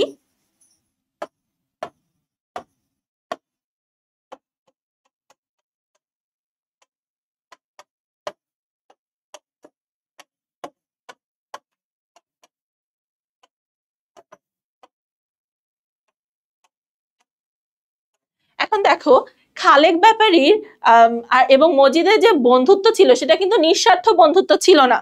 খালেক ব্যাপারীর গেইন কি? যে মজিদের মাধ্যমে যে একটা মাজার প্রতিষ্ঠিত হলো, এর ফলে লোকজন যে টাকা পয়সা দেয়, এটা থেকে কিন্তু খালেক ব্যাপারীরও কিছুটা আর্ন হয়, যেহেতু সে ওই গ্রামের তোমার কি মাতুব্বর ছিল খালেক ব্যাপারী, তাই না? মাতুব্বরেরও তো এখানে তোমার কিছু আয় হয়। এবং মজিদের ভাইস ভার্সা, মজিদের পার্সপেক্টিভটা কি ছিল? খালেক ব্যাপারী যেহেতু গ্রামের মাতুব্বর, তার সাথে থাকলে গ্রামের মানুষকে ম্যানিপুলেট করা ইজি হবে, তাহলে তাদের ফ্রেন্ডশিপ কিন্তু তোমার নিঃস্বার্থ ছিল না। এবং এখানে সজ্ঞানে না হলেও তারা একাট্টা এবং তাদের পথ এক। এই পথটা কি? তোমার মানুষকে প্রতারণা করার যে পথ, সেটা। তাহলে আনসার কি হবে? তোমার মজিদ এবং খালেক ব্যাপারীর কথা বলা হয়েছে এখানে। ঠিক আছে,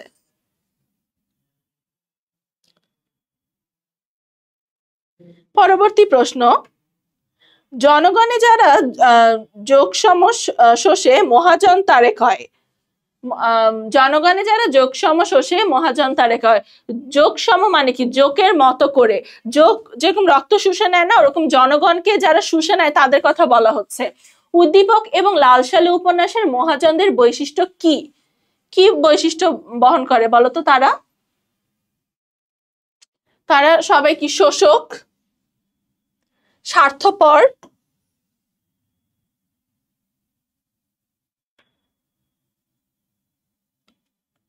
স্বার্থপর এবং আরেকটা কি? মানবতা বিরোধী, তাই না? শোষণ করে, স্বার্থপরতা তাদের চরিত্রে লক্ষ্য করা যায়। এবং আরেকটা কি? তারা মানবতা বিরোধী, মানুষের ইন্টারেস্টে কখনো কাজ করে না, রাদার তাদের মানে ইন্টারেস্ট হবে না বা তাদেরকে শোষণ করার ক্ষেত্রে কাজ করে। তাহলে তারা কি? মানবতা বিরোধী। আনসার হবে 1, 2 ও 3 ঘ।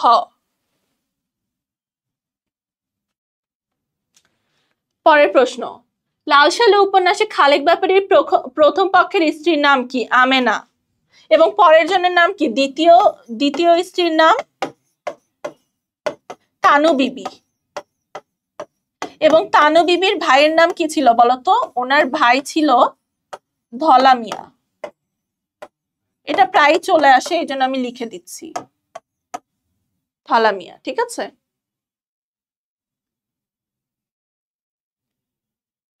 এরপর বলছে ফকির মুন্সির স্ত্রী মরিয়ম সহজ সরল মেয়ে, স্বামীর প্রতি তার অগাধ অটল বিশ্বাস।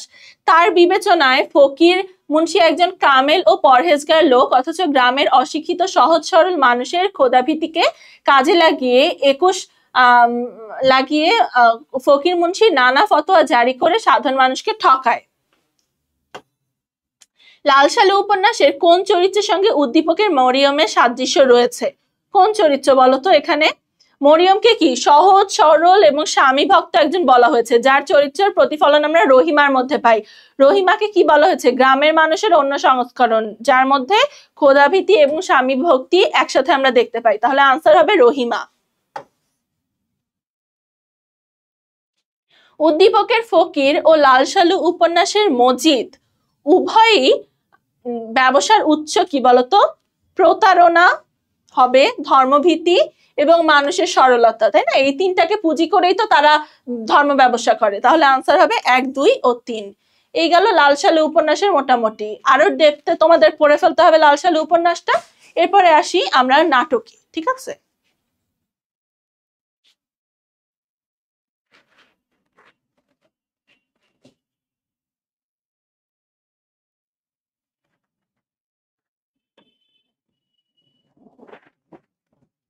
আচ্ছা, সিরাজউদ্দৌলা, নাটক সিরাজউদ্দৌলা।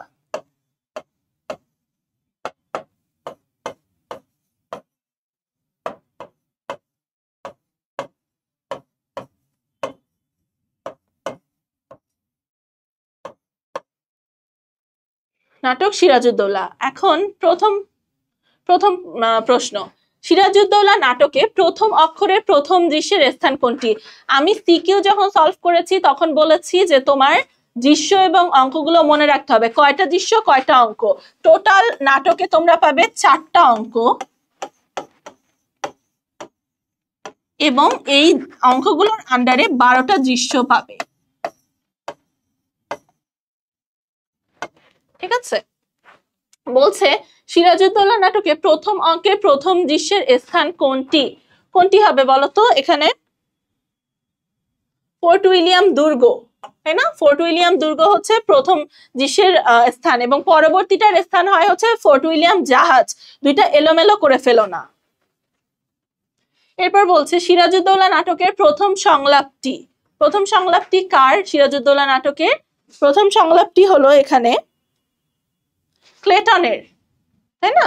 প্রথম সংলাপ কার এবং শেষ সংলাপ কার, এই দুইটা মনে রাখবে। প্রথম সংলাপ ক্লেটনের। ক্লেটন কাদেরকে প্রাণপণে যুদ্ধ করতে বললেন?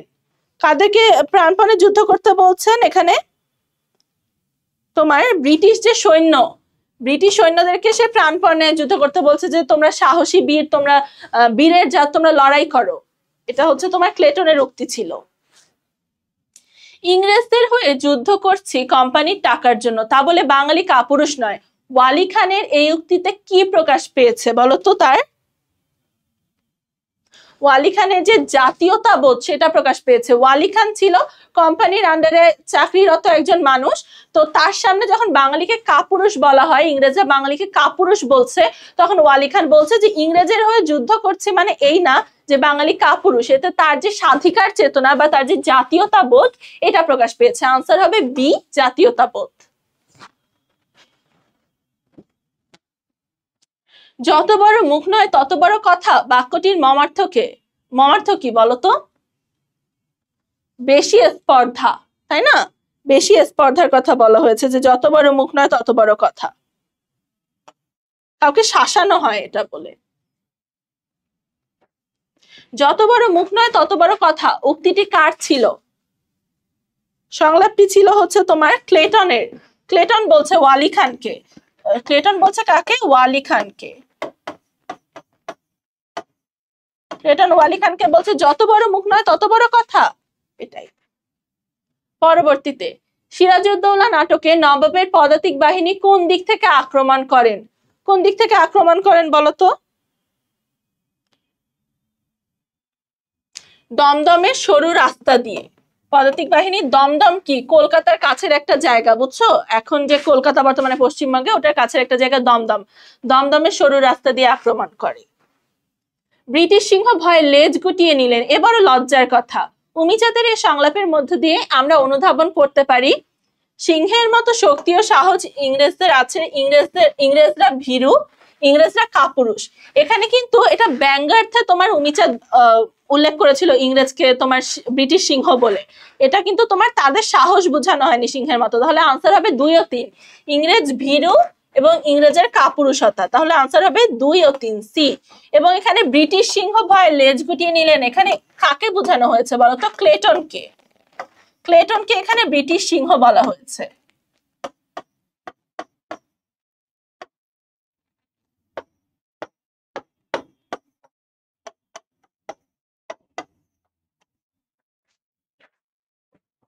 পরবর্তীতে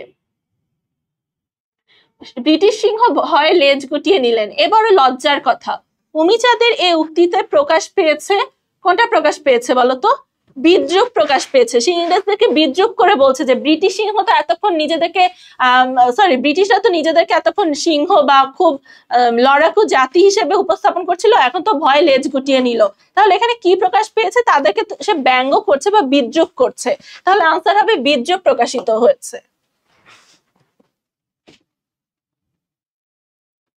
পরবর্তী প্রশ্ন, ফোর্ট উইলিয়াম দুর্গ আক্রমণের প্রাক্কালে ইংরেজ বাহিনী সাদা নিশান উড়ায় কেন? সাদা নিশান কিসের প্রতীক বলতো? সন্ধি স্থাপনের প্রতীক বা শান্তি স্থাপনের প্রতীক। তাহলে এখানে কি হবে? সন্ধি স্থাপনের প্রতীক। সাদা নিশান বা সাদা পতাকা শান্তি বা সন্ধি স্থাপনের প্রতীক।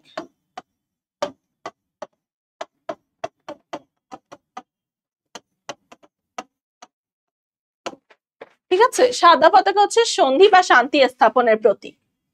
এরপরে প্রশ্ন, আমরা সাদা নিশান উড়াইয়ে দিয়েছি বাক্যটির মধ্য দিয়ে কোন মনোভাব প্রকাশ পায়?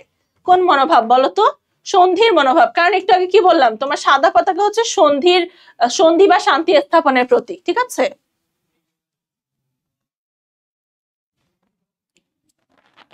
পরবর্তী প্রশ্ন, সিরাজউদ্দৌলা নাটকে সিরাজউদ্দৌলার উপস্থিতি আছে এমন কয়টি দৃশ্য আমরা দেখতে পাই? কয়টি দৃশ্য বলতো? টোটাল 8টি, 12টা দৃশ্যের মধ্যে 8টিতে আমরা সিরাজউদ্দৌলার উপস্থিতি দেখতে পাই। সিরাজ স্বয়ং উপস্থিত থাকে 8টি দৃশ্যে। ঠিক আছে,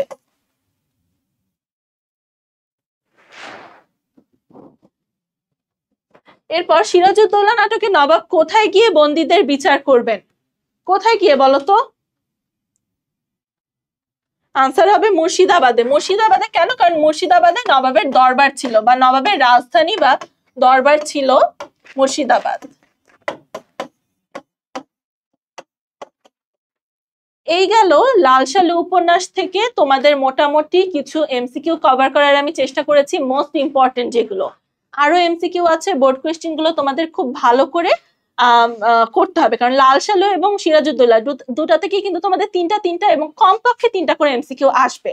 তাহলে ওখান থেকে এমসিকিউ এর ধারণাটা তোমাদের খুব ক্লিয়ার রাখতে হবে। এবং লাল সালু এবং তোমার সিরাজউদ্দৌলার কাছে, স্পেশালি সিরাজউদ্দৌলার কাছে কার উক্তি কোনটা, কে কোন প্রেক্ষিতে কোন কথা বললো, স্পেশালি উক্তিগুলো তোমাদের মাথায় রাখতে হবে। ঠিক আছে, তো এই পর্যন্তই আজকে আমরা আমাদের এমসিকিউ ক্লাসটা শেষ করছি। আশা করি শুরু থেকে শেষ পর্যন্ত সবাই করবে এবং উপকারিত হবে। Thank you.